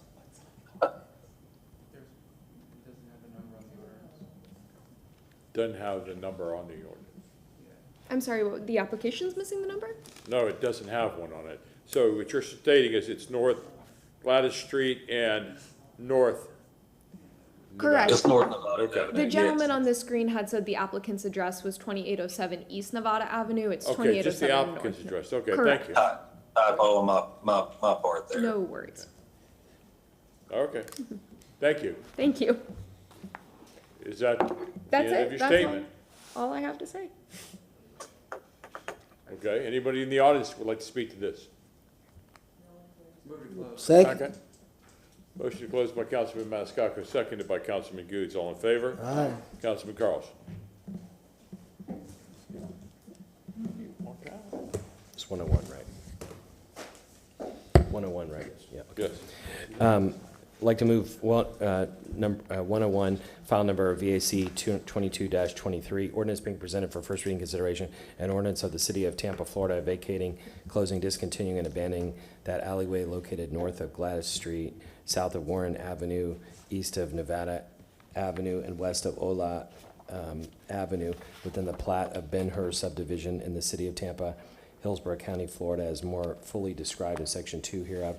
subject to certain covenants, conditions, and restrictions as more particularly set forth herein, providing for enforcement and penalties for violations, providing for definitions, interpretations, and repealing conflicts, providing for severability, providing effective date. Motion made by Councilman Carlson, seconded by Councilman Goode. Roll call vote. Miranda, Yes. Hurtak, Yes. Carlson, Yes. Goode, Yes. Vieira, Yes. Maniscalco, Yes. and Citro. Yes. Motion carried unanimously. Second reading and adoption will be held on November 3rd, 2022 at 9:30 a.m. Thank you. Oh, I'm sorry, I just remembered an old Red Buttons joke, sorry. Who is he? I'm only joking. Look One at of Bill. the best. And Ben-Hur had a sister. Ben-Him. Like I said, it was an old Red Buttons joke.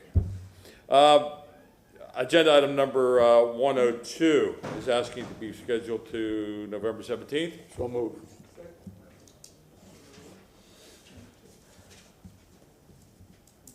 Okay, motion made by Councilman Miranda, seconded by Councilman Vieira. Roll call, all in favor? Aye. Just to, set a time, it's November 17th Yeah, at 1:30 set, p.m. 1:30 p.m. on November 17, 2022. Now we have agenda item number 103. Chairman, for that one, I got to leave the room. I manage a trust that has a property in the vicinity of that house, and they were notified. So I'll step out for that one. Thank you. 103, file number VRB 22-24-C. Good afternoon. Kamaria Pettis-Mackel from the City Attorney's Office. Item number 103 is regarding VRB 22, case VRB 22-24 for the property located at 4917 North Arawana Avenue. This petition was filed on behalf of the authorized agent, Mr. Carlos Castilla, for the previously mentioned address. Mr. Castilla filed a request to have the VRB consider a variance request to reduce the side yard setback from 7 feet to 3 feet. The Variance Review Board heard the request for this property on July 12th of 2022 and denied the request based upon the applicant not meeting the hardship criteria as set forth in Code Section 27-80. City Council has been provided the Code Sections 27-80 and Code Sections 27-61 sample motions, as well as sample motions and rules of procedure. The standard of review for this review hearing is found in Code Section 27-61, subsection J, subsection 2. And it provides that City Council can conduct a de novo review hearing, which means that City Council can accept new evidence, take public testimony, and make a decision to determine whether or not the applicant or the petitioner has met the hardship criteria as set forth in Code Section 27-80. Staff, Ms. Jane Madu, is present to give, she's online to give an overview of the application that was requested and the decision from the Variance Review Board. Unlike the other review hearings where City Council considers decisions from staff, City Council regarding this application can take 3 actions. City Council, after reviewing the evidence in this case, can affirm the Variance Review Board decision and deny the variance requested. City Council can remand, or City Council can remand the matter back to the Variance Review Board with specific instructions. And finally, City Council can overturn the Variance Review Board decision and grant the variance request. And with that, I'll okay.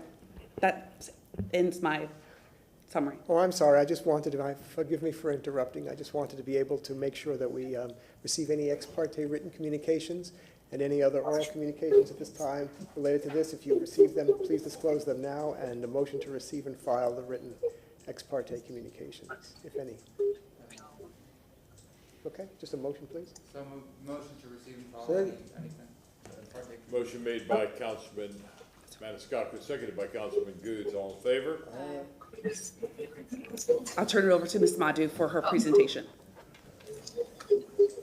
Permission to share my screen?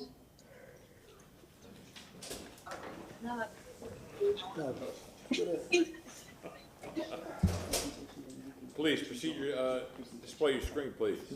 We see it, it's now being enlarged. Can you please bring up the presentation?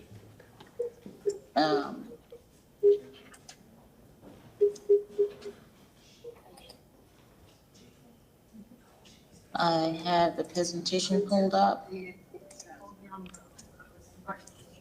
Chairman, just to be clear for the record, has she been sworn? And forgive me. Ma'am, have you been sworn? No, I haven't. Please raise your right hand. Do you swear or affirm that the testimony that you're about to give is the truth and nothing but the truth? Yes, I do. Thank you. Do you see my screen? We see it, but it is not in presentation mode, excuse me. Okay. There you go. All right. Good afternoon, City Council. My name is Jane Amadu with Development Coordination. And this is item number 103, case VRB 2224C. And this is being presented to you for a review hearing regarding the decision of the VRB board for the property address at 4917 North Arowana Avenue. The petitioner is Carlos Castilla. The property owner is Yasman Marrero Casita, and the property address is 4917 North Arowana Avenue. It is zoned RS50, residential single family. The variance request is to reduce the side yard setback from 7 feet to 3 feet, and this is for an existing addition to a single family dwelling. This is work that was done without permit, so this is an after the fact request. The code section in reference is section 27-156C that has the schedule of area, bulk, height, and placement for the RS50 zoning district as 20 feet for the front, 20 for the rear, and 7 feet for the sides.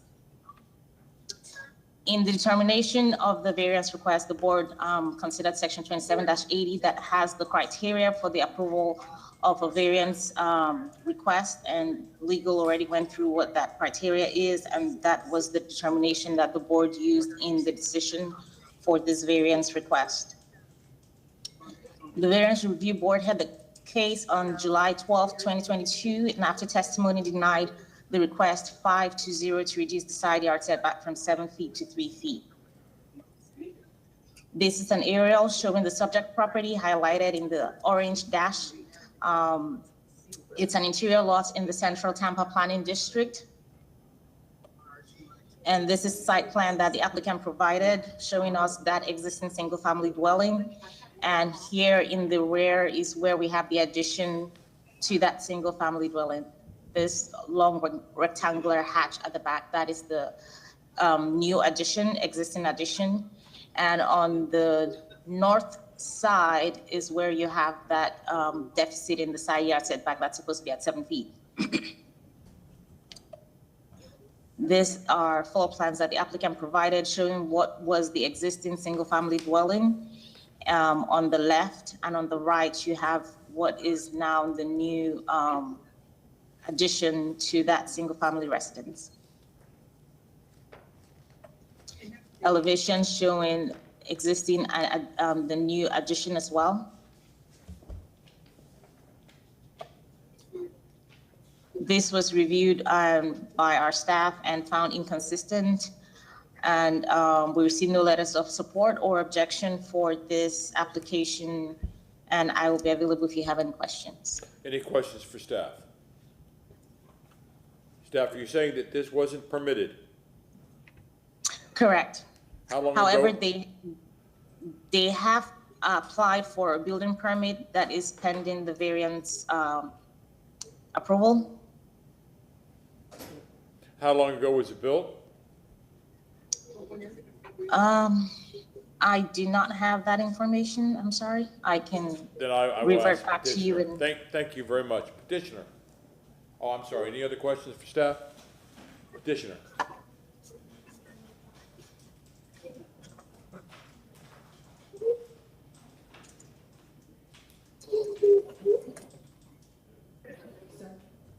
Yes,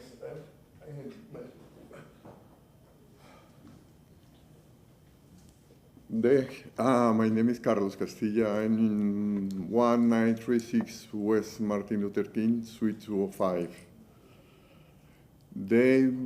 I think they built that last year, more or less of December or so November. And he started to build it because his family, he's from Cuba. His family was coming, so he got the house only two bedrooms, one bathroom. And when they know his family is coming, they start to build like most of Latin people without permit. And doing all adding two bedrooms because his parents, they are already living there. His sister and two children, they are already there. So 6 people in a 2-bedroom house with bathroom. So now, for the family, it's good, the house. The problem was they built it without permit, without asking me first. Sorry. So that was when I did the other meeting. I didn't know exactly what people is coming or what he didn't tell me. So I just did the addition, we did everything to get the permit, and I knew they are going to have a variance because he's inside the setbacks. The other meeting, they asked me why they did it that way. It's because on the back, you can see on the side plan, it's a lot of lawn, like a patio or something. Well, the grass is, he got 4 dogs, and then he did like a lanai for the people to play, for the children most. So he did it on that side of the house, and he did a bedroom and bathroom on that side, so they can leave room for the dogs and for the lanai, cover lanai, he did it. So that's why. Last time, the other time, I didn't know exactly how many people is going to be there. I didn't know. He told me later. Then now I know because I know now his father and his mother there, and his sister with 2 children. So I guess the presentation she did with all the drawings, with everything, that's perfect. I'm not going to repeat that. Does that finish your presentation? Yes. Councilman Mascott. Thank you. Are you absolutely positive that those are his parents and sister? Yes. I went there, I talked to them, I talked to his father every day. He says, sit down outside because they are not working.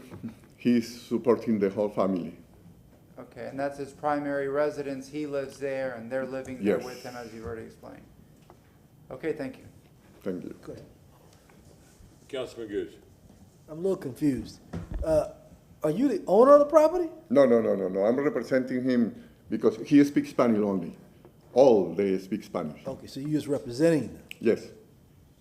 So you can't really answer some questions I have, but okay, thank you, sir.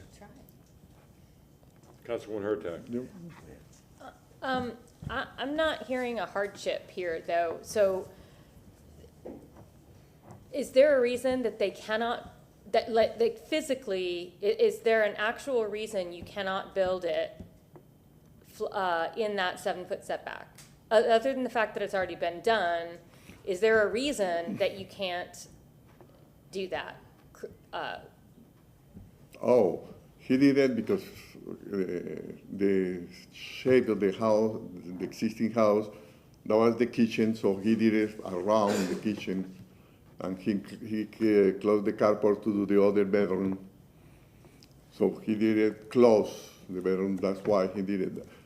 On the side of the lanai, they turned down an existing, there wasn't aluminum or something there. He turned it down to do the lanai, the cover lanai. But there's not a tree there. There wasn't a No. reason. There wasn't an actual hardship reason he had to put it there. thank I you. can tell you, the only thing that I tell you is because they need the house bigger, and he already did it. That's the problem.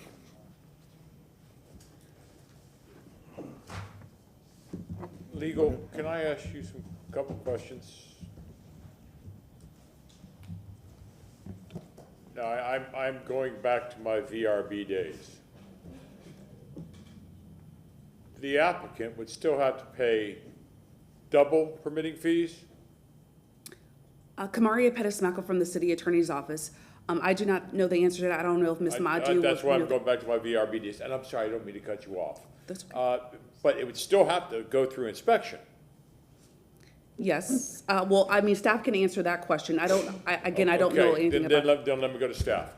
Is the applicant still gonna have to pay double permitting fees? Yes.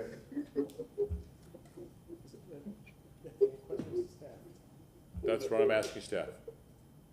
Okay? Then I'm gonna rely on my own memory here. Yes, so we'll have to pay double permitting fees, and the building will still have to be inspected. So, I mean, that's what you're looking at. Again, I'm going back to my VRB days, and how many feet over the setback is it? Sir, come back up to the podium, please. How many feet over the setback is it? It's 3.5 Is it wood frame or is it block? block. How did all this get done without any, no, I answered my own question. He works in building. That's why. It's really irrelevant. So thank you, sir. Thank you. I've had my questions asked from me. Councilman Carlson. Yeah, you asked the questions I was going to ask, but it hasn't been, just to clarify, it has not been inspected yet. It will be inspected. No. And then the second thing, and sorry if I missed this, did the applicant come here voluntarily, or did they get a code violation and then ask for the variance? And are we allowed to consider that? Ms. Madu can answer that question. There are 2 open code violations. So the variance request came after the code violation? Correct, yes. Okay, thank you. Anyone else? Again, go, Councilman Goods.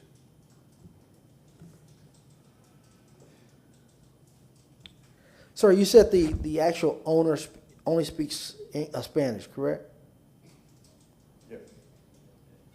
Yeah, because we do have interpreters, right, Ms. Maniscalco? We have interpreters, don't we? Kamaria Pettismaco from the City Attorney's Office. If the owner would have needed an interpreter, we would have provided one, correct? Yes, but I believe this gentleman represented the property owner at the Variance Review Board. That's what I wanted to get to. So he represented him at the VRB. Yes, sir. Okay, all right. Question is, thank you.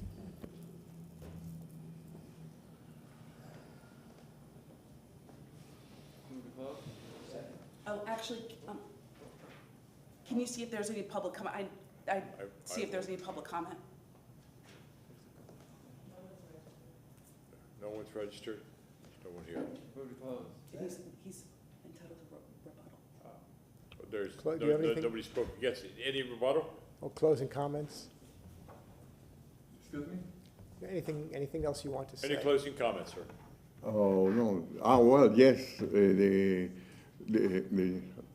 asking if the people, one lady called me and asked me what is that, so I explained her, oh, no problem.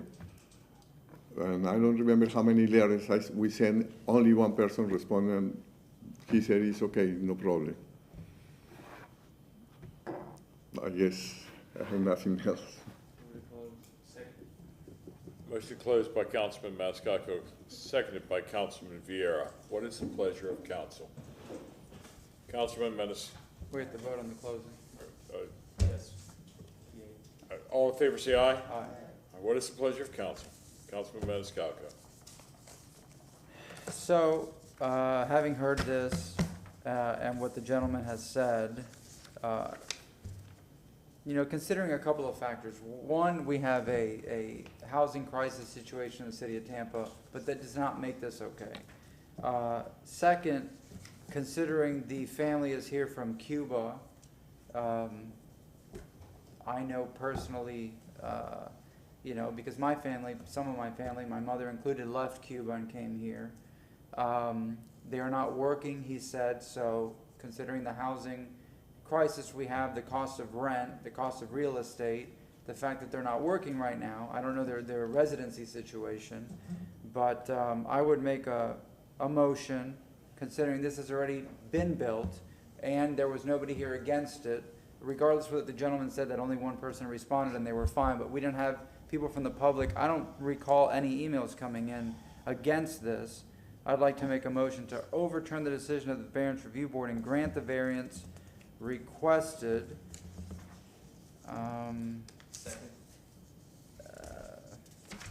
There's, I mean, I'll ask for discussion after the motion is made. you know, I've cited my reasons for it, and I'll just stick with that. Please. Thank you. Martin Shelby, City Council Attorney. For the purposes of the record, and also for the purposes of consistency, your criteria is located in the packet that was provided to you by Ms. Pettis-Mackel, and which you cite to on her sample motions. That is the application of the variance power. I'll read it, But no, but what I'm saying to you is, if you also notice on her motions, it also says that you should state any facts that you feel are appropriate. And again, and this goes to not this hearing alone, but every hearing. Okay. You should always have in front of you what the criteria is, so when you do make your motions, you apply it to the criteria. No, and I'll clarify that. So in my motion to overturn the VRP's decision and approve the variance requested to reduce the side yard setback from 7 feet to 3 feet in VRB 22-24 for the property located at 4917 North Arawana Avenue, because the petition does meet the hardship criteria set forth in the City of Tampa Code Section 27-80 and everything else that I mentioned regarding the housing crisis, housing availability, cost of rent and real estate, and the fact that this has already been built, and and this is separate, but out of compassion, considering that it is a family here, where would they go, is my question. It has been mentioned that they're not working. Whether they're working or not, housing is not an easy situation right now. Therefore, that is my motion. Councilman Vera, are you still seconding that? Yeah, and I can discuss that after. And we'll do that. Councilman Maniscalco has made a motion. Councilman Vieira has seconded. Any further discussion? I'm going to go to Councilwoman Hurtak first. While I do appreciate those factors, I will respectfully disagree, because they are not the actual hardships that are listed.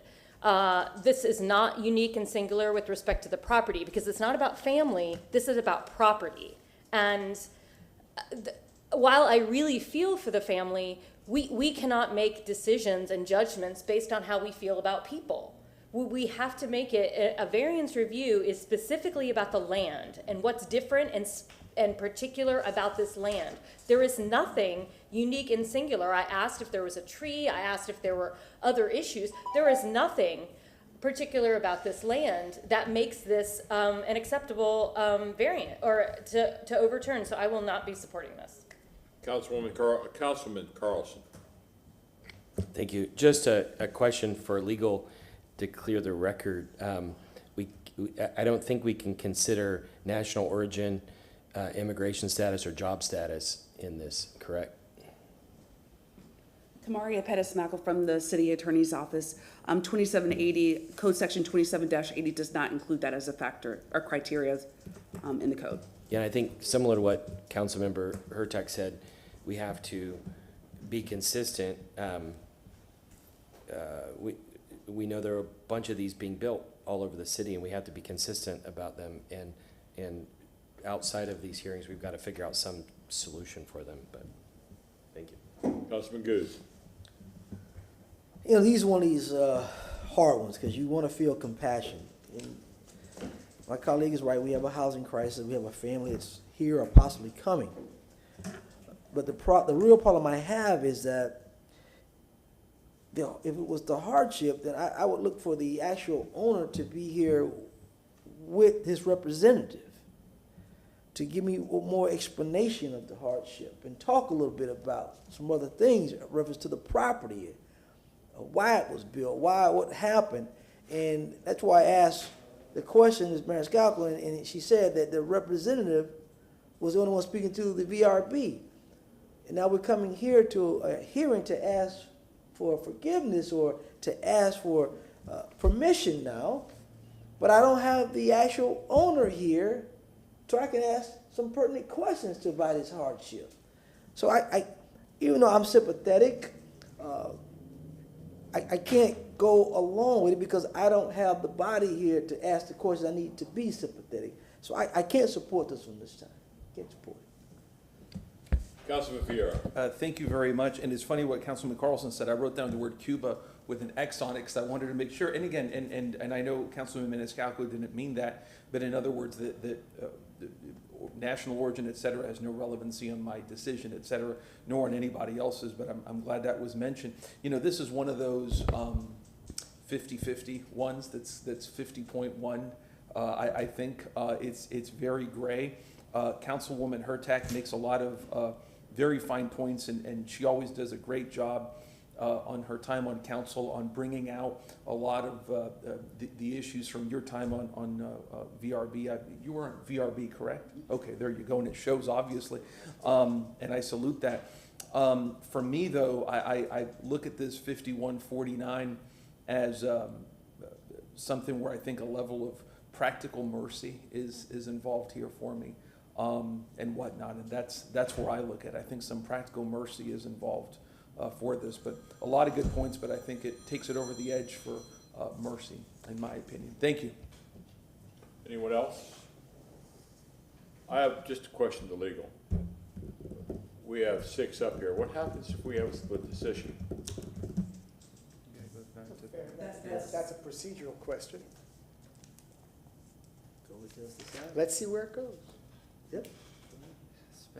But the Okay, thing is, I would make my obviously, it can't. As a former member of the VRB, these cases were always hard. Somebody builds something. But however, if we have 10%, design extension, we have 10%, that's fine. But how someone could build a block construction and not get notices beyond me. Do it in the middle of the night. Then there had to have been lights. I'm sorry. Any great mason needs light. But sure, we have compassion. But if we keep letting this type of thing happen over and over and over and over again, which it has, for my years on VRB, it does, then why do we have design standards at all? This could have gone to planning, which it should have been, permitting, and then if it wasn't accepted there, then it could have gone to VRB. I truly feel for the family. I understand. But at what point do we stop and say, no? If this were a multi-family dwelling with 400 units, we know that there would be some people in that audience who would be saying, no, sorry, it's 2 inches over. You can't do that. We have a motion on the floor. Roll call vote. Carlson? No. Goods? No. Vieira? Yes. Maniscalco? Yes. Miranda? Hurtak? No. And Citro. No. Motion failed with Carlson, Goods, Hurtak, and Citro voting no. We need another motion. I've got it. I move to affirm the VRB's decision to deny the variance requested to reduce the side yard setback from 7 foot to 3 foot in VRB 22-24 for the property located at 4917 Arawana Avenue because the petition does not meet the hardship criteria in City of Tampa Code Section 27-80, specifically that no hardships were presented that were unique and singular with respect to the property. Second. Motion made by Councilwoman Hurtak, seconded by Councilman Goods. Roll call vote. Goods, Yes. Hurtak, Yes. Carlson, Yes. Vieira, No. Maniscalco, No. Miranda, and Citro. Yes. Motion carried with Vieira and Maniscalco voting no, Miranda abstaining. And for the record, Madam Clerk, he's filed the appropriate paperwork with the city council, with the clerk's office regarding his abstention, Councilmember Miranda. Is that correct? Yes, thank you. Okay, information report. Councilman Carlson. Yes, sir. Based on that discussion, and unfortunately, Councilmember Miranda missed it, but we have these cases come up all the time. I don't remember the last time we had a longer discussion about what to do about these, but. Oh, could I just stop you just for a minute? Forgive me for interrupting. Just be cautious of what you say if it's generality, because we're in an appeal period, even with something like this. Yeah, what I would like to make a motion to say is that we put on the January 26th council workshop a discussion about what to do about unpermitted structures throughout the city. Second. Yeah, I seconded. We have a motion made by Councilman Carlson, seconded by Councilwoman Hurtak. All in favor? Aye. The second one, again, I would like to make a motion for the January 26th workshop to have a discussion on the protocol and communication with council during an emergency situation. We have a motion made by Councilman Carlson, seconded by Councilman Maniscalco. How are we looking on that date workshop? We only have two, and I just added, this will be the fourth one. Okay, just checking. All in favor, say aye. Aye. Yeah, that's why I put it way out. The last thing is, this morning we were talking about communication from last week, and since then, the head of communications sent a memo out, a long memo, and I'm not allowed to email you all back, so I'll just say there were two big comments. One was about the notice for evacuation on that Monday.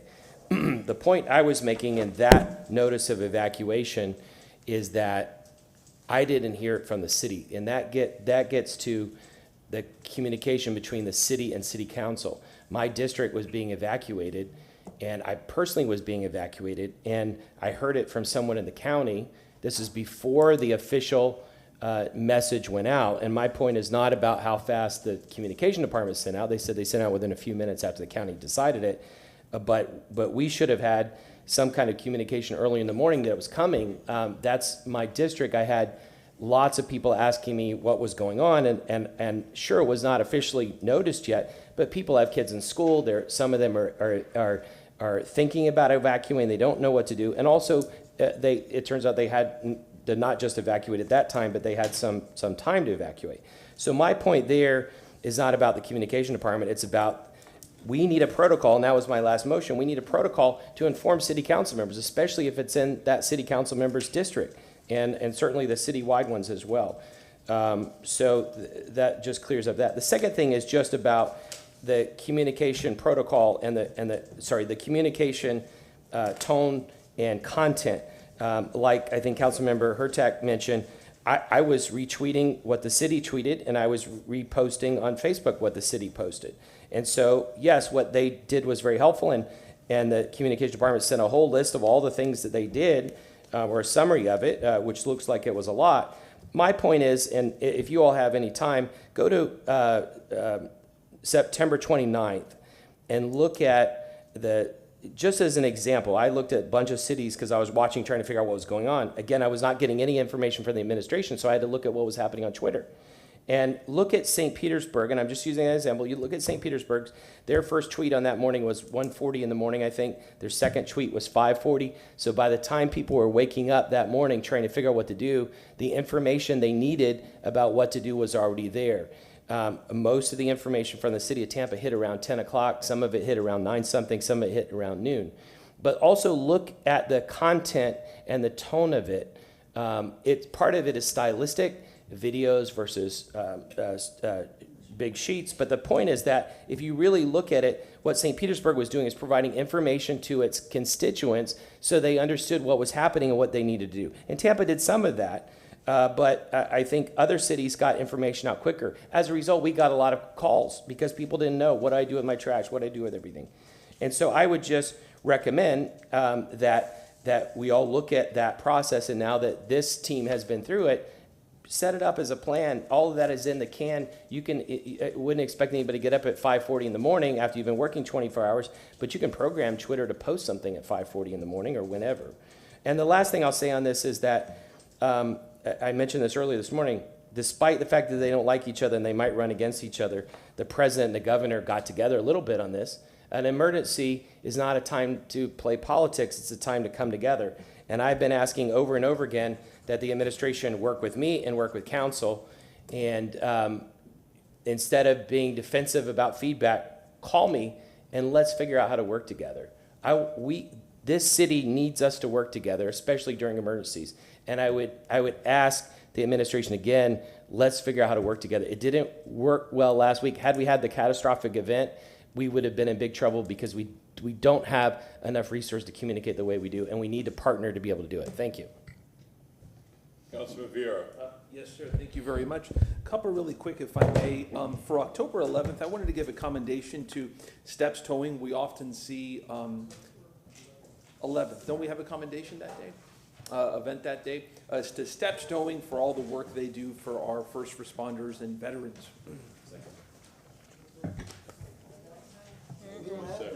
No, we don't have it. Oh, when is our next commendation? November 8th. Okay. If I may, then I make it for November 8th. And Matt, if you could, if you're watching, make sure they know there's nothing on October 11th. But I have a question. Yes, sir. Is Matt's Towing going to give a little token of appreciation to Matt's Towing? Yeah. For the commendation? Yeah, the little one. I'm sorry, I don't understand. They're usually there giving tokens to ATU, police, and fire. A little token. He totally lost me. They give a limousine ride. Oh, yeah, I know what you're talking about. Yeah. I don't know, but we'll see. I'm gonna bring him a bicycle for that. Yeah. Okay, we have a motion made by Councilman Vieira, seconded by Councilman Carlson. All in favor? Aye. Then really fast, if I may, Viva Tampa Bay, to give them a commendation for their annual event next Thursday. Yeah, That is but the one that, okay. I'm writing it up. I mean, it's not, How many do we have? How many commendations? it's off premises. Oh, it's off-site. Yeah, if it was on premises, I would have said. Second. We have a motion from Councilmember Vieira with a second from Chairman Citro. All in favor? Aye. Aye. Any opposed? And if I may, then to ratify I had sent you all the breast cancer resolution. I wanted to do that as a companion to the Councilman Goods' thoughtful commendation. We have a motion made by Councilman Vieira, seconded by Councilman Maniscalco. All in favor? And then lastly, I had mentioned this before in discussions. I wanted this to come back on November 17th of this year. Two ideas that I had that I think are really good for storms, which is number one, talking about you could call it a volunteer corps, a Tampa corps. When I was out at the sandbag location with Councilman Maniscalco, there was mostly only city workers there, and I thought to myself, man, there would be so many volunteers who would love to roll up their sleeves and go out there and help out with that. And we had city workers who the day before had worked 9, 10, 11 hours, et cetera. And, you go to your average Rotary Club, for example, and man, they would love to help. They would love to help with something like that. So I'd like for the administration to look at creating you could call it a Tampa Corps, a volunteer corps that could come in for issues like this. Again, nothing that's going to get the city sued, nothing that's going to deal with injuries, et cetera, but just for things like, for example, sandbags. And there could be other issues that come up. That's number one. Number two is a friend of mine who asked not to be cited, but she's a good lady, God bless her, talked about shelters with the county and how many of them were not pet-friendly and accessible, and how that precludes many, many people for whom pets are part of the family from going and seeking shelter during a storm. So to have the city speak with the county, could be via correspondence, et cetera, however they want to do that, on having more pet-friendly shelters, and potentially having all shelters to be pet-friendly, potentially, and including, and I can discuss this on November 17th, maybe beginning to have a campaign by organizations like the Humane Society, et cetera, for the months leading up to storm season, so that people know about the necessity to have vaccinations, et cetera, for pet-friendly shelters. So that's my motion for November 17th. I have a motion made by, It's pretty short. Two separate subjects Yes, sir. in one motion? Yes, sir. Okay. Second. motion made by Councilman Vieira, seconded by Councilman Maniscalco. All in favor? Aye. Thank you, sir. Yeah. Councilman Maniscalco. Yes, a couple of things. First, yesterday I took a tour of the waste-to-energy plant, which I know all the council members, or many, have taken a tour, scheduled to take a tour. And let me tell you what, I've never taken the tour of the entire facility. What an impressive facility. No. I got the driver's seat. They, to do the crane? I don't want to ask, but it's amazing what, you think the trash ends up at the curb and you don't see it again.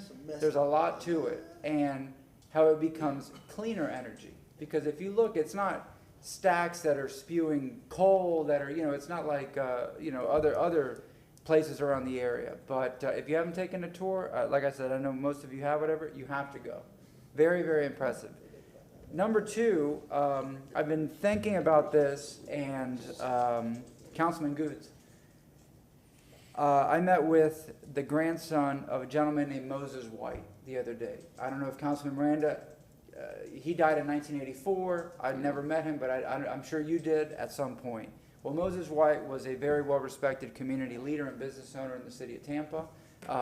The original Central Avenue, moving his business called the Cozy Corner down Main Street.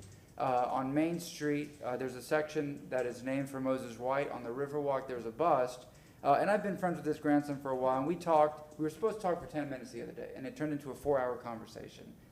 And he showed me pictures that haven't been published. He's not ready to release them yet, but the music history, people that have visited Tampa that I never knew before, Marvin Gaye, James Brown. I mean, I hadn't seen it before.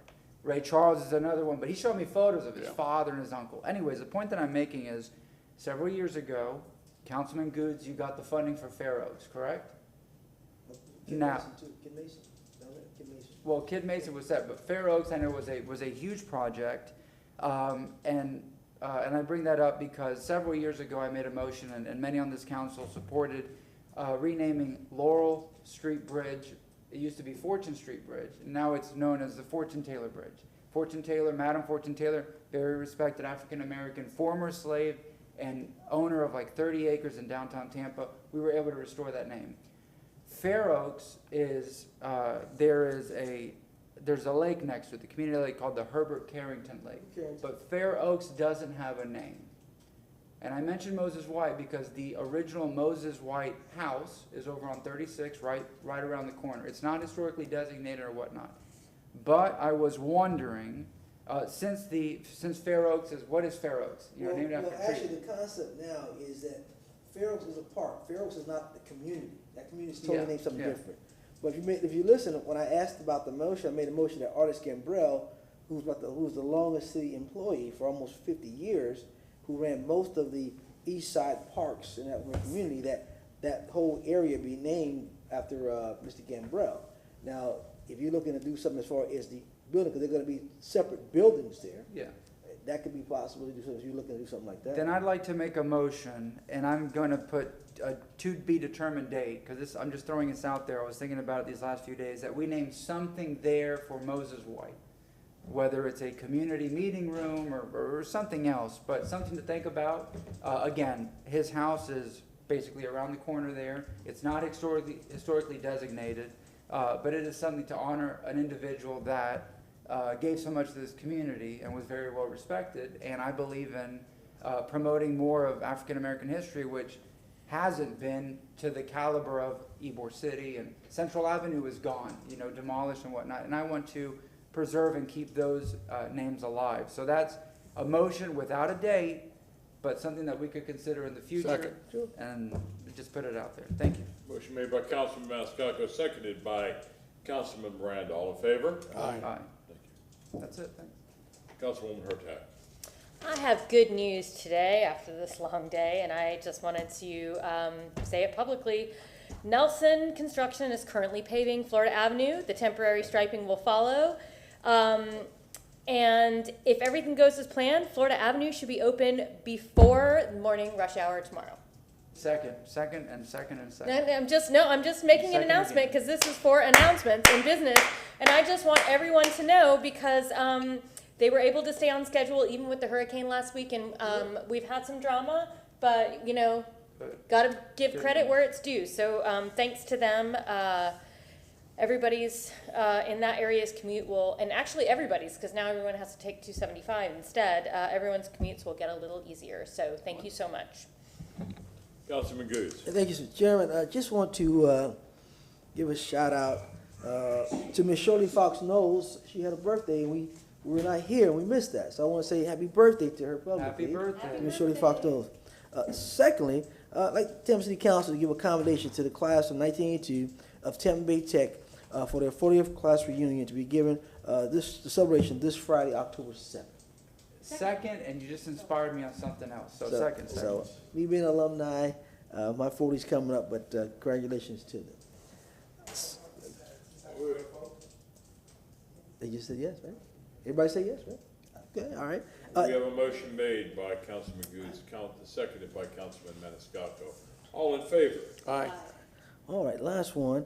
That Tampa City Council give a commendation to Nancy Hernandez for her dedication to the city of Tampa for her domestic violence awareness, and as a pastor and founder of Ministry Women Restored by God Church that has a food pantry serving the East Tampa community to be given on November 8th. And I can tell you, when you hear this woman's story, you're going to be very inspired because she was, at 18, she was human trafficked. Second. Of drugs. So it's going to be a good story to hear. We have a motion made by Councilman Goose, seconded by Councilman Maniscalco. All in favor? Aye. Yes, sir.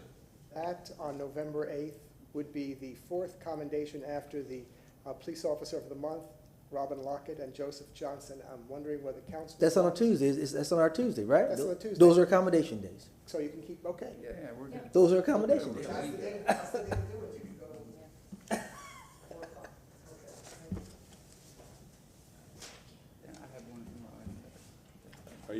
Is that your We're done, last sir. one? Yes, sir. Thank you very much. Councilman Miranda. I have a couple, Mr. Chairman. I'd like to make a motion to present a commendation to former Tampa City Council member Tom Van, who I had the pleasure to work with years ago.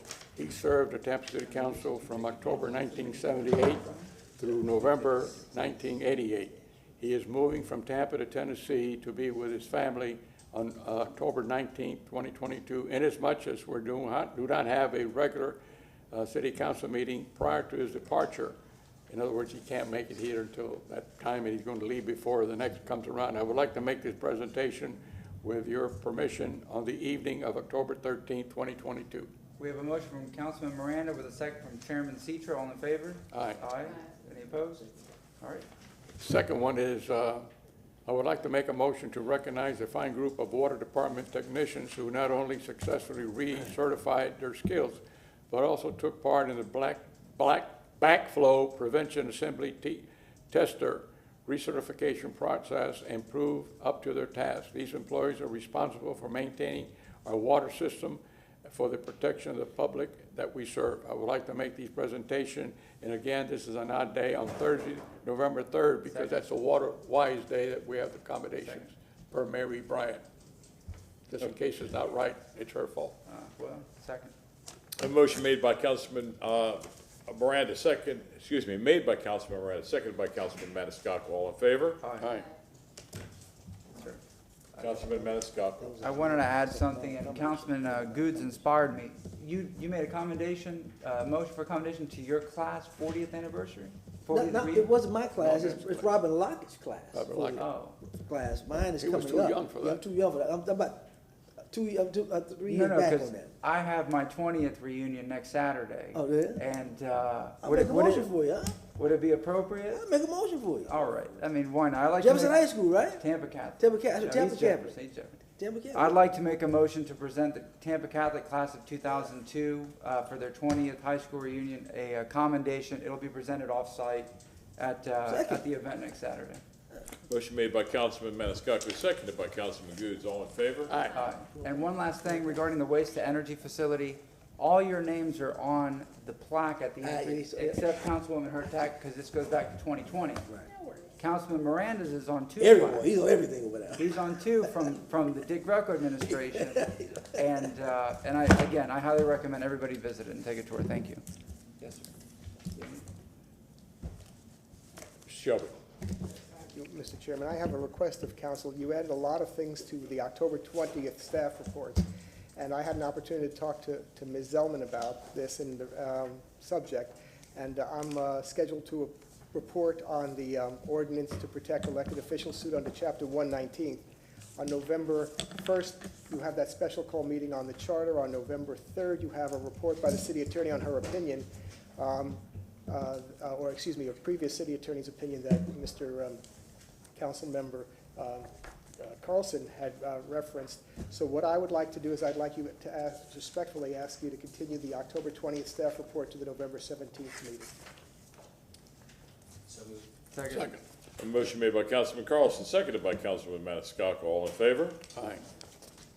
And I will work with the city attorney to be able to address those issues. And I look forward to that, working with her. And I'm happy to acknowledge her appointment. I was not here that day.